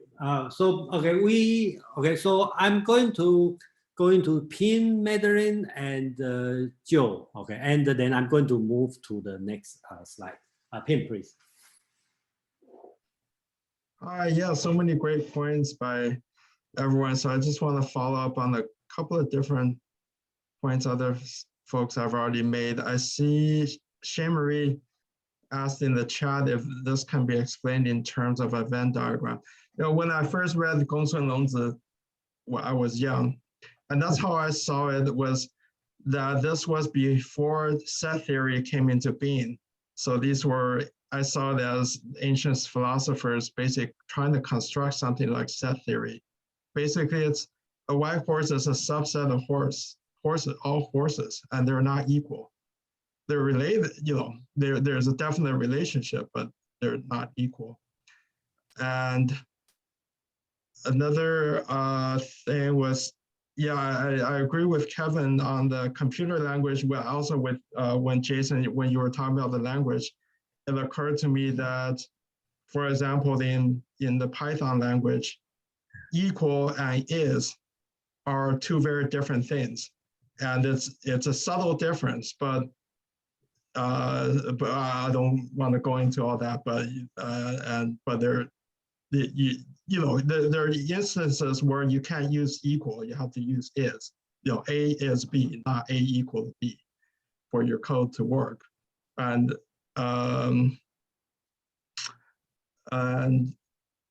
sorry, I had another point, but I can't remember right now, so that's okay. Yeah, thank you. Thank you, Pim. Yeah, we probably can discuss more on what's the difference between classes and sets. That's so. Okay, that's going on. Madeline, please. Yes, I love the discussion about whether white can be a noun in the sense that horse can be a noun, and whether hoarseness can be applied to white in the way that whiteness can be applied to horse. And this is reminding me actually of what's probably going to be the next slide, which is the stone that is hard and white. And there's a philosopher of biology, Jakob von Wexkel, who's in the Kantian tradition. He talks about what he calls the local sense.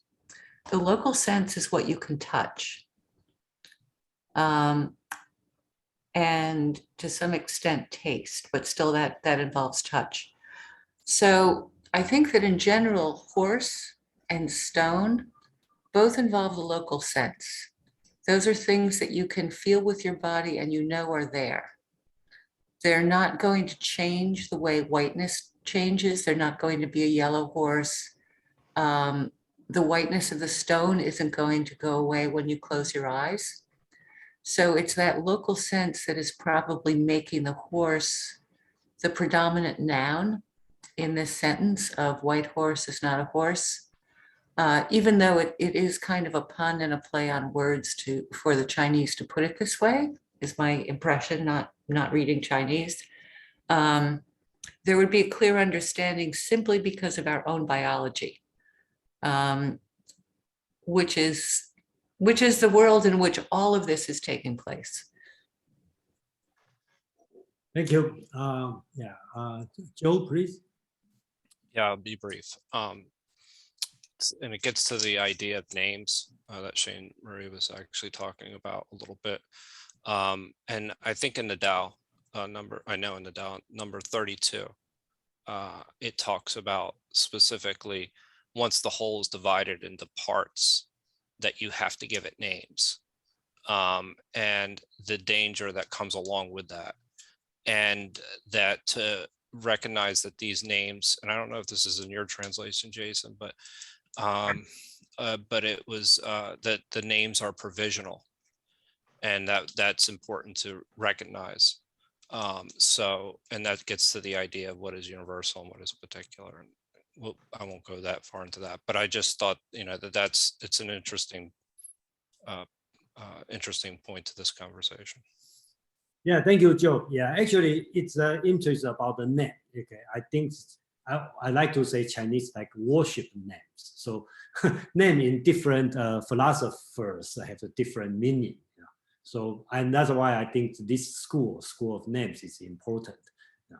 So let's quickly go through the other discussion. I think probably we should skip. Let me quickly go this one about. This one is similar, also famous about the discourse on the whiteness and the hardness. So I just quickly read through. Okay. So basics, A is a person and D is Gongsun Long.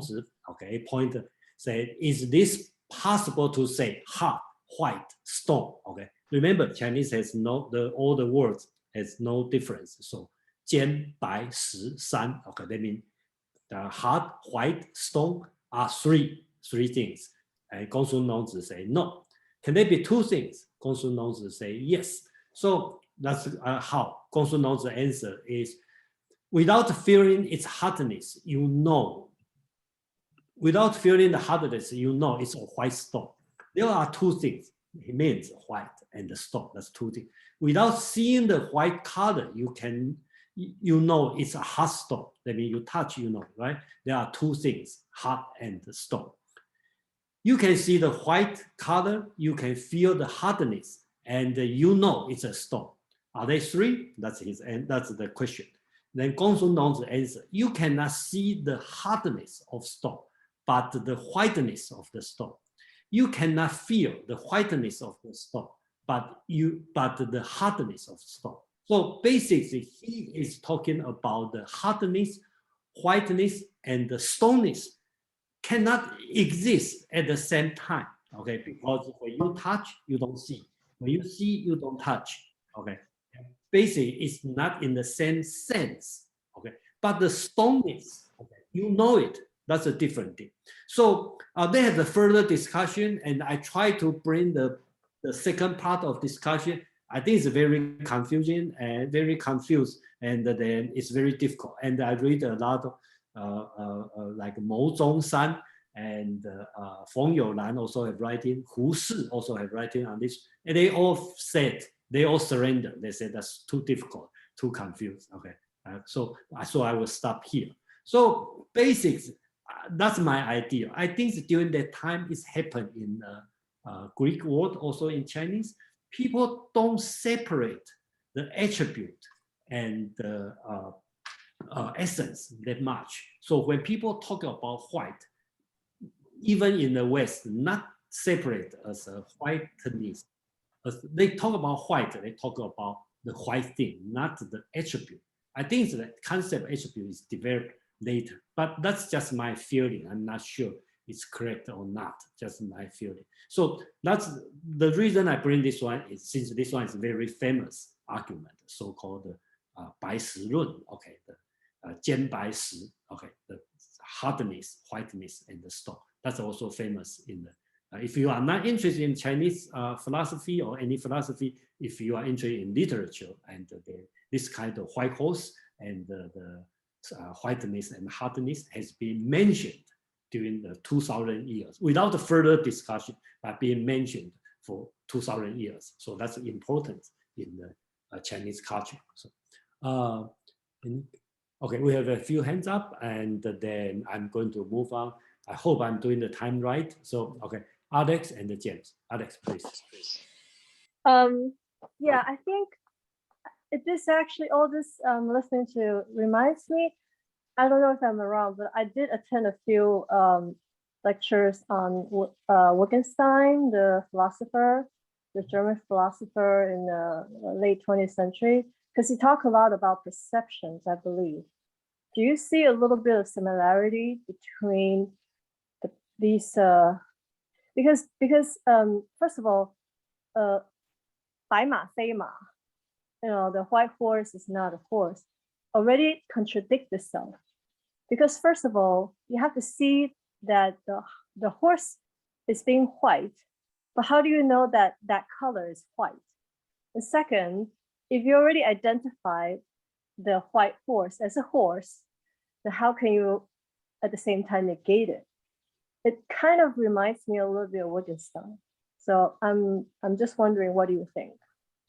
Thank you, Alex. I think I will hold my opinion at this moment because it's too big a question, because I also related to Wittgenstein, but not the way I look at the Wittgenstein talking about the metaphysics and the language. So so that's a big question. So, okay, what about my second question as to, white horse is not a horse, that it actually kind of contradicts itself, because you already said it's a horse and then you said it's not a horse. It doesn't matter the color. What do you think about that? I agree with you in today's sense. Okay, yeah, in today's sense. But we talk about 2,300 years ago. So at that time, they are talking about, they probably doesn't have the modern sense of the a category, right? And the category is very Aristotle, okay, idea of a category. So, it's contradict itself. It's true, but that's in today's sense. That's my answer. James, please. Yeah, this reminds me of David Hume just a little bit. The idea that you can't know something because you can't know something by touching it. So that the senses are an illusion and a trap. As soon as you try to feel, and in this he has a argument. He says if you feel the stone, you won't be able to see it. You won't be able to see the whiteness. If you are looking at the stone, you won't be able to feel the hardness. So it's kind of like another approach to the same idea of David Hume, the idea that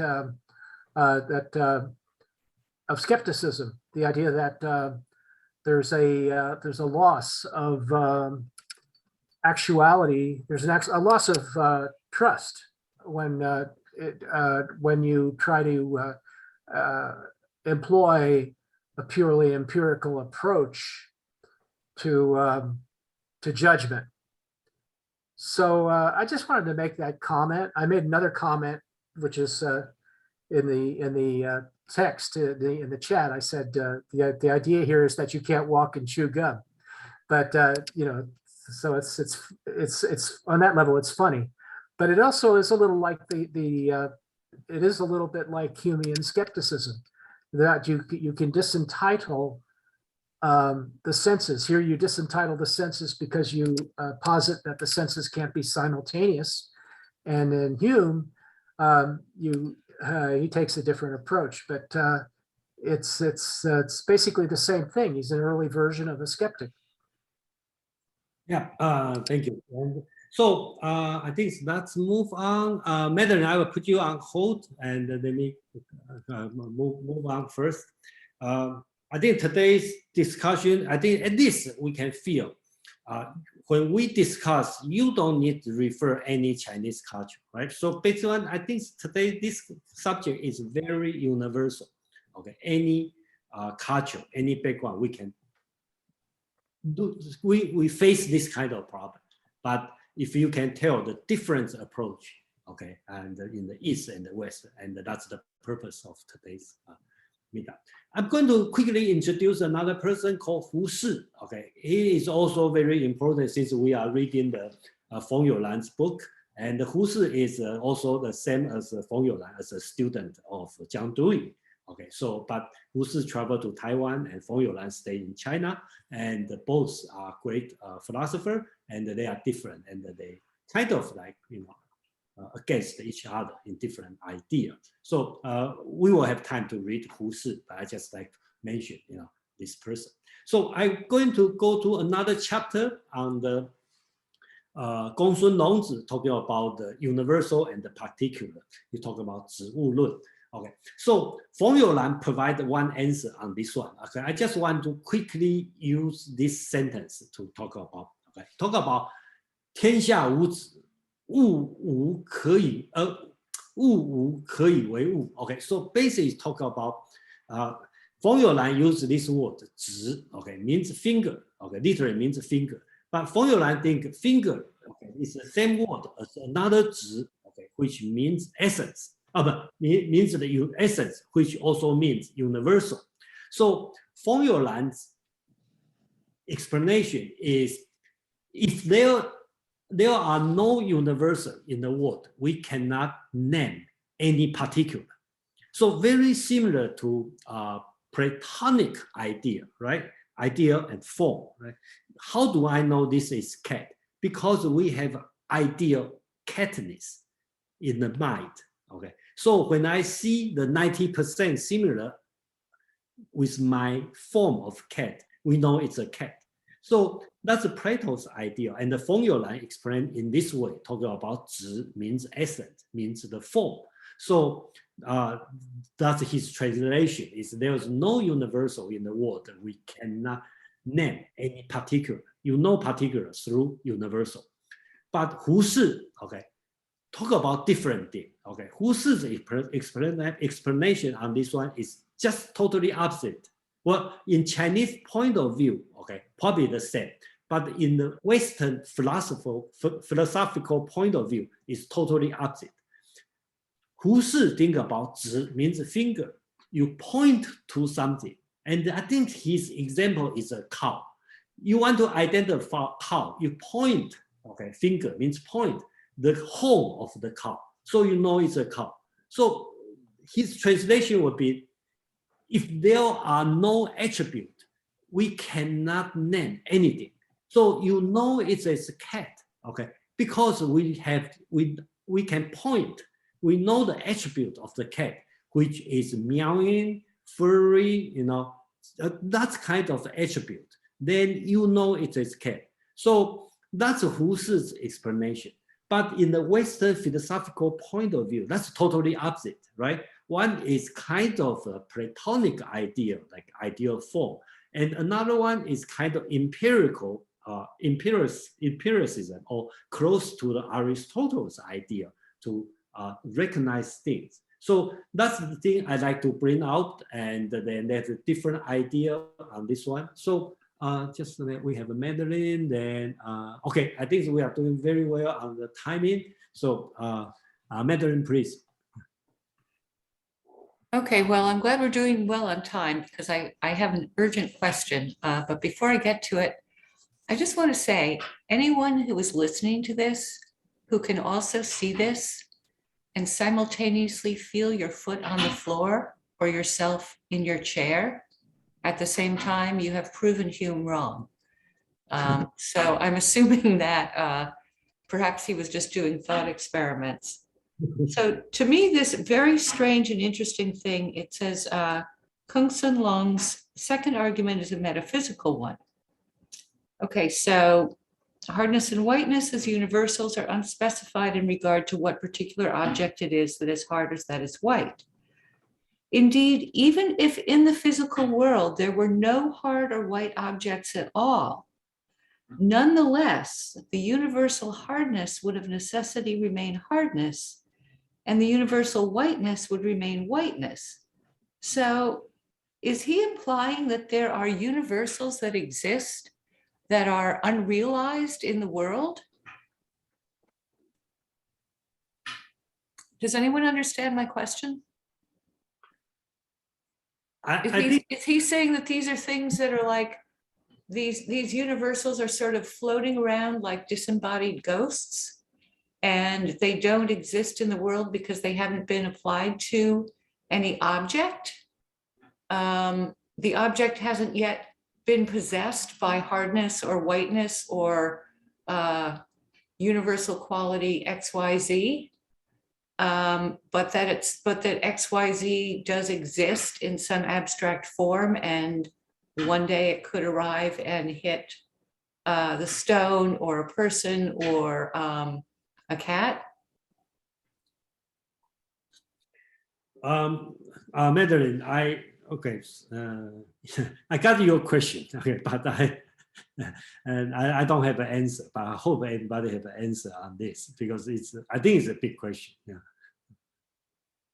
I mean, I think that is a view, right? That universals exist independently of the things that they eventually are applicable to, right? So it's not crazy, but you could think, and even now there are philosophers who aren't Platonists who believe in an ideal of the forms, but think that things can exist as possibilities, for example, without existing in reality, right? So yeah, it's not completely outlandish to think that.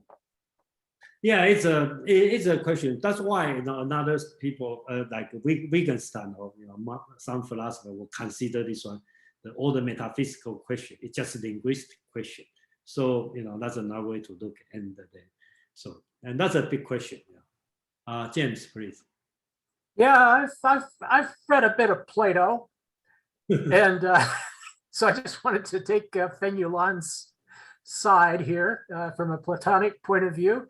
The idea is that we don't know because we don't know all the forms. We only have forms, but Plato doesn't think we have. He doesn't believe that we have all the forms. And I think even Aristotle agrees with that. Aristotle says there can be forms. He doesn't say that everything is representable by a form, but even taking the Platonic point of view, Aristotle would say that we don't know all the possible shapes. We don't know all the patterns. We don't know all the forms. And Plato, of course, thinks that the forms are determinate, but we can completely have the forms wrong because we don't have a view into reality. We're in the allegory of the cave, where everything that we see are a shadow of those things. And then the forms are what we can put together out of those shadows. But nevertheless, new forms could arise. And I don't think either of those philosophers from Greece would disagree with that. Yeah, thank you, James. So let's have in Alex and Matter. Then I'm going to move to the conclusion. Okay, Pin, please. I just want to reference a very closely related passage in Zhuangzi, where this is in the chapter "All Things Being Equal." He's basically referencing this passage So Zhuangzi said, 以指喻指之非指，不若以非指喻指之非指也；以马喻马之非马，不若以非马喻马之非马也。So attempting to translate it is to use a finger to illustrate that it's not a finger is not as good as using something that's not a finger to illustrate that it's not a finger. To use something that's a horse, to use a horse to illustrate that it's not a horse is not as good as using something that's not a horse and to illustrate that it's not a horse. So the first part, I would say Zhuangzi agrees with Hui Shi more. And second part is actually Zhuangzi is on the same line of thought as what Alex said before. Zhuangzi is basically saying, well, your whole argument is already starting from a self-paradox that you're using a horse and insisting that there's an example of something that's not a horse. So anyway, just want to share that. Yeah, thank you. Yeah, it's a tightly related to Taoism thinking, and it's hard to say, Taoism. Well, I think it's in a way Taoism is disagree with the school of names, but in a way they follow it. I think that's the Feng YouLan's conclusion. Yeah. So, you know, that the difference and agreement is very subtle, you know. We have Alex and Kevin.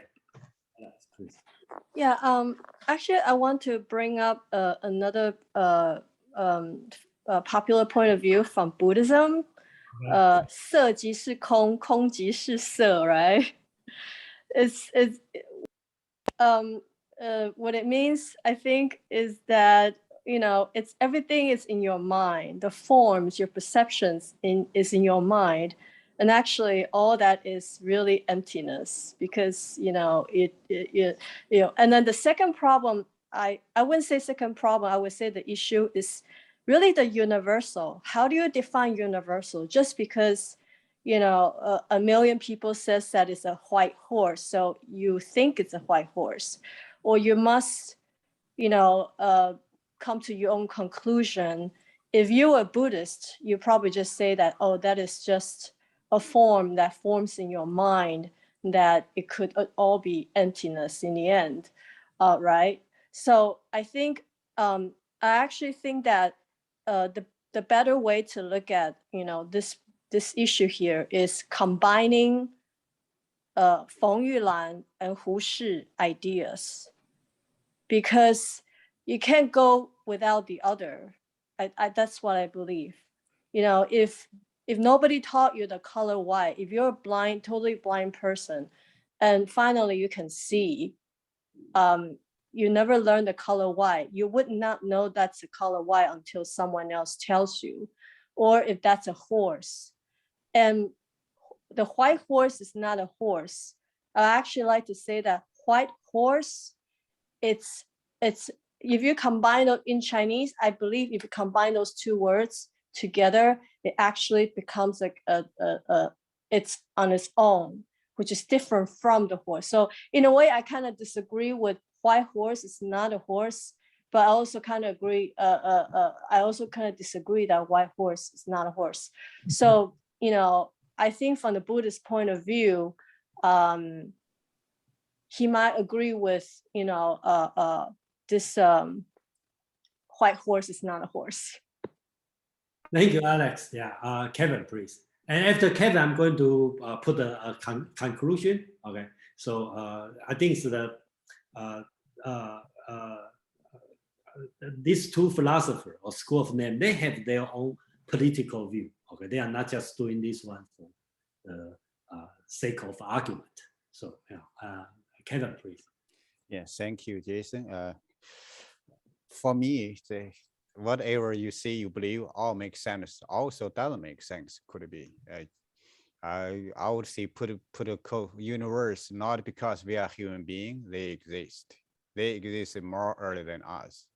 Then we have believe to dark energy, dark matters, all black holes, all various origin of our universe and our consciousness. Lots of questions which very beyond what we understand, use our the language itself. Thank you. Thank you, Kevin. Yeah, and then probably we will over time for 10 minutes. You know, still okay? Okay. So, you know, I don't know, you know, people are so interested on this subject. I think this one will be very dry. And then, because when I read it, I almost fall asleep. So I've worried this one will be very dry. But thank you, everyone, are so interested on this subject and a lot of suggestions. That's great. So let me bring to the final point. I think Taoism, that's another thing I want to conclude, but I believe we already discussed about its relationship with Taoism. But I'd like to mention a little more is about the political view on this school, because they are not just argue for nonsense. Okay, they have some further idea on that, which I induced from Feng YouLan's, I read from the Feng YouLan's book and other things, and the people pick up and get some idea. And I think at least that my idea, my understanding, they probably have a big influence on the Chinese thinking, the political thinking. So first, let's look at the Hui Shi. He is more on the actuality, not on the net, more on the real thing, the actual things.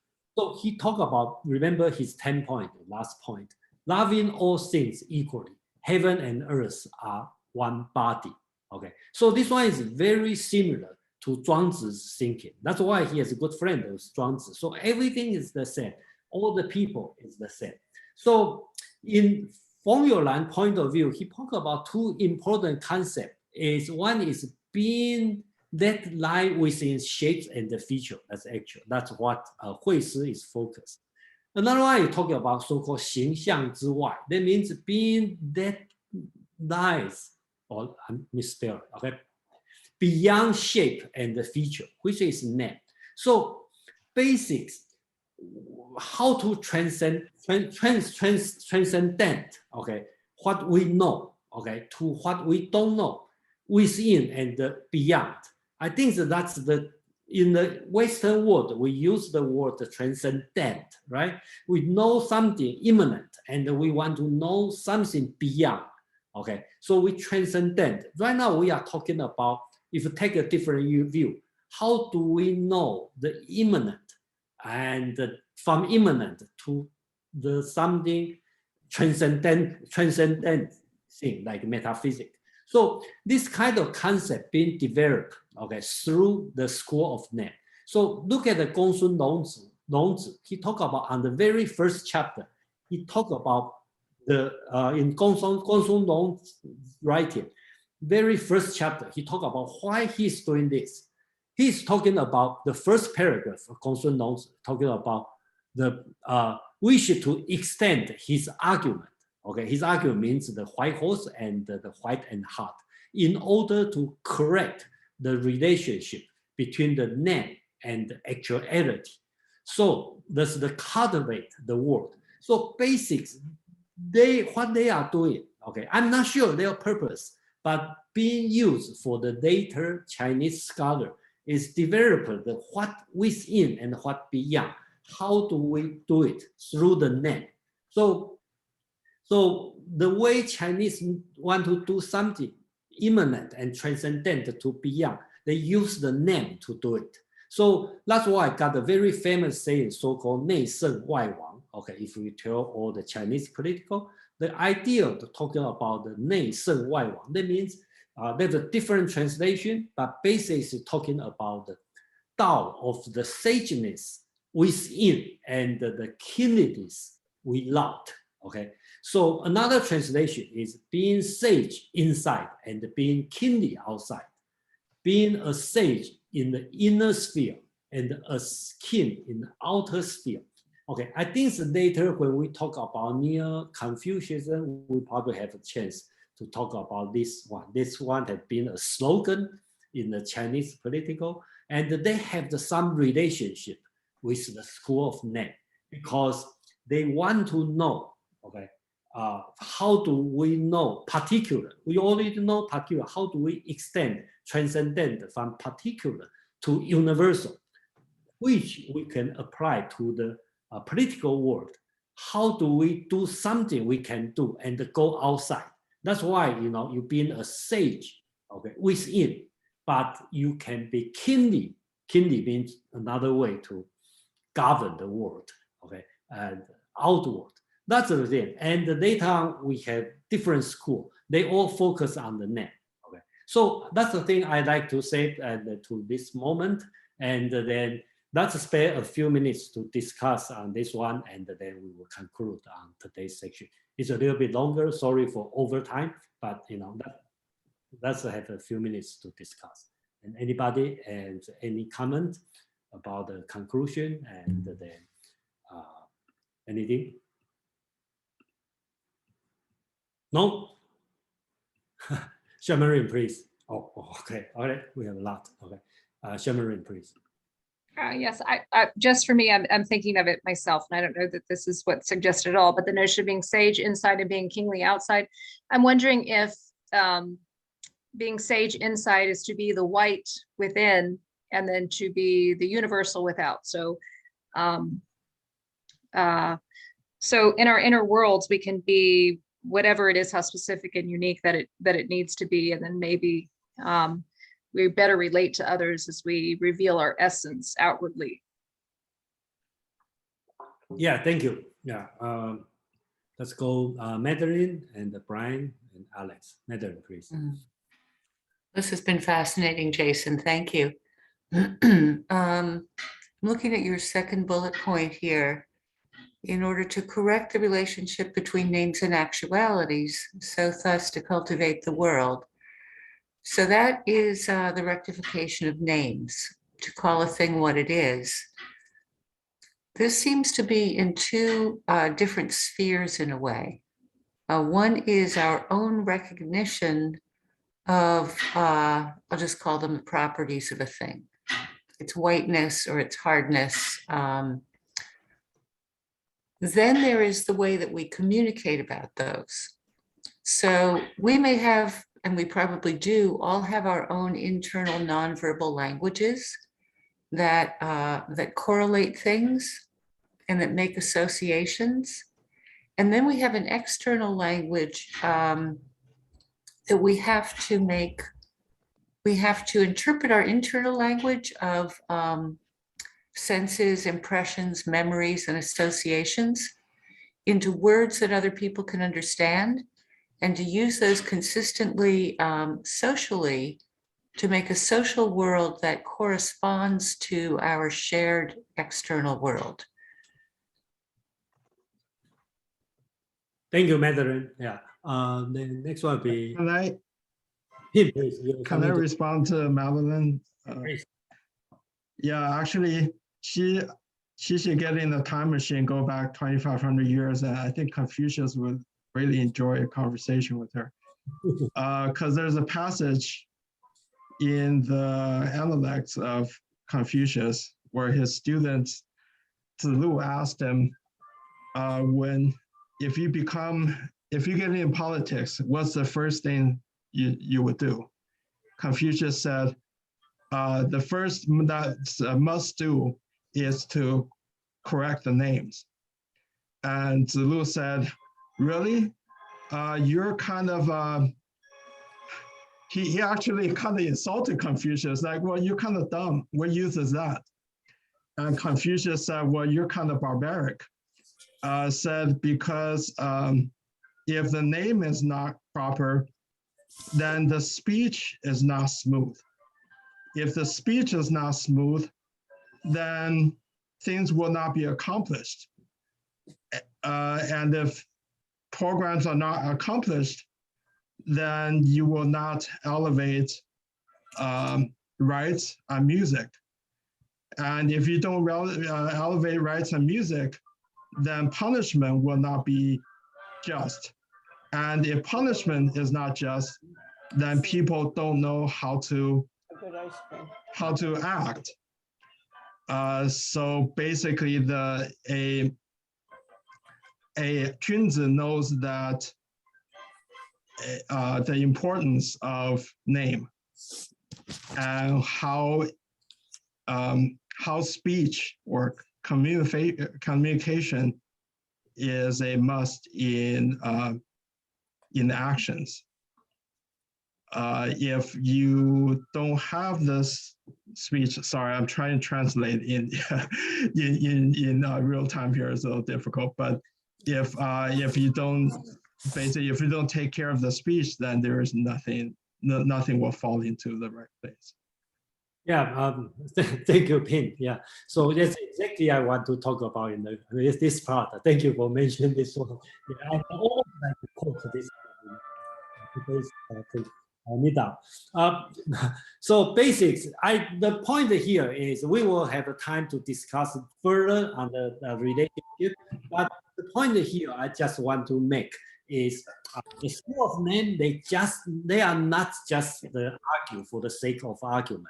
I don't know what's their mind. They probably just make fun for the language, but they have the heavy impact or at least represent in the Chinese political thinking. So if you look at the name, how important of the name.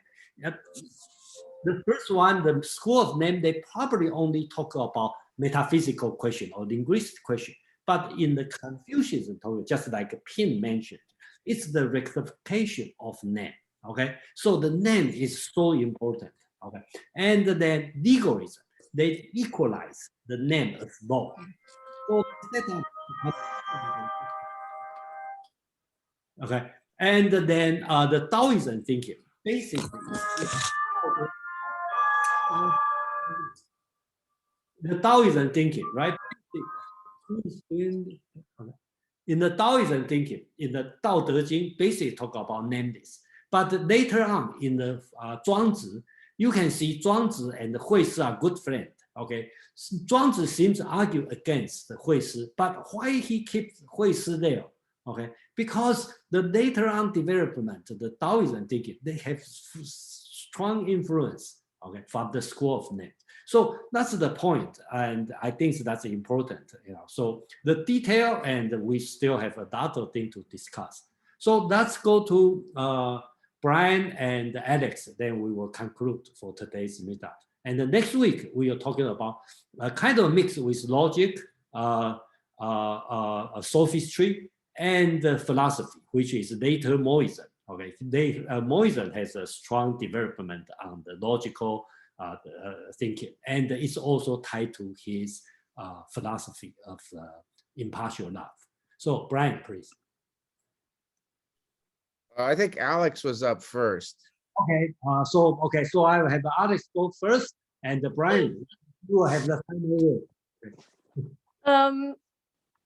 word. When you referred, actually, this is probably my favorite part of the of the meeting, because I'm very into politics. And when you mention Confucianism, when you finally relate this white horse is not a horse to politics, and the recognition of the name from Confucians, is that in particular referring to 名不正言不顺? Is that something that is related to this? Yes. That saying came out of the passage that I just translated. Okay. So that's what I was thinking. That's the Chinese translation of that whole kind of paragraph in. So I think in terms of the last slides that you have between talking about being a sage and being a king, so the sage could be the horse, and for me, I'm sorry if I interpret it the wrong way, but the king could be the white horse. So meaning, just because you're a king doesn't mean that you're a sage, or and that is, I guess that they're trying to use this school of names philosophy to try to tie into Confucianism of how to be a king, and what is the relationship between a real sage and a king, that if your actions don't really prove yourself as sage, then it's not really you don't really present yourself as a true king. That's Okay. Thank you, Alex. And then let's put this one on another subject. I know this word 内圣外王 is I think we can talk for long time on this one, because the Chinese been singing this one for like 2,000 years. So even today, so there's a big question. So who's the next one? Brian. Okay, you have a final word, and then we are going to conclude today's meetup. Please, Brian. I'm struck in all this. I'm taken back to the word sophism, which was used very early in the chapter. I noticed in our discussion, people want to say what's true or what's better.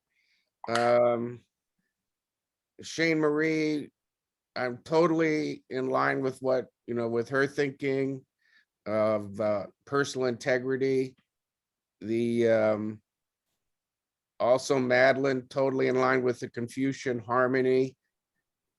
But what I think this chapter points out is that these names are tools. like they're distinctions. The one that sticks in my mind is the one that Pin gave with the Python. You can either use equal or is, and it has different meanings. In other words, you get different results out of your program. And the result, whether you use is or equal, depends on what you intend to get out of your program. Now, the Confucian might want harmony. In this case, the gatekeeper wanted to keep the horse, I think rightly, in my opinion, rightly, wanted to have the horse pay the toll or keep the horse out. And the horse rider did not. And so the horse rider used the tools available to him, which were these words and reasoning, to avoid the toll or to get his horse through. And that, I think, is an equally important lesson. People can and do use these words and arguments to advance their own personal goals. All right, thank you, Brian. And then today we overtime, so 20 minutes. Sorry about this. So I thought there would be a very dry section, but turned out, thank you everyone. Support this program. And next week we talk about Mohism. It's kind of a mix with the Chinese philosophy, Chinese political, ethical philosophy, and then logic. Okay, because one thing I'd like to mention is that at that time, not all Chinese philosophy is not all about ethical, political. This one is different, metaphysics. Okay, so or linguistic. So okay, thank you everyone, and see you next week. Okay. Thank you, Thank you, Jason. Jason. This is a lot of fun. Thank you, Thank you. Jason. Bye. Thanks. Good night. Good night, No. everyone. Right. Yes.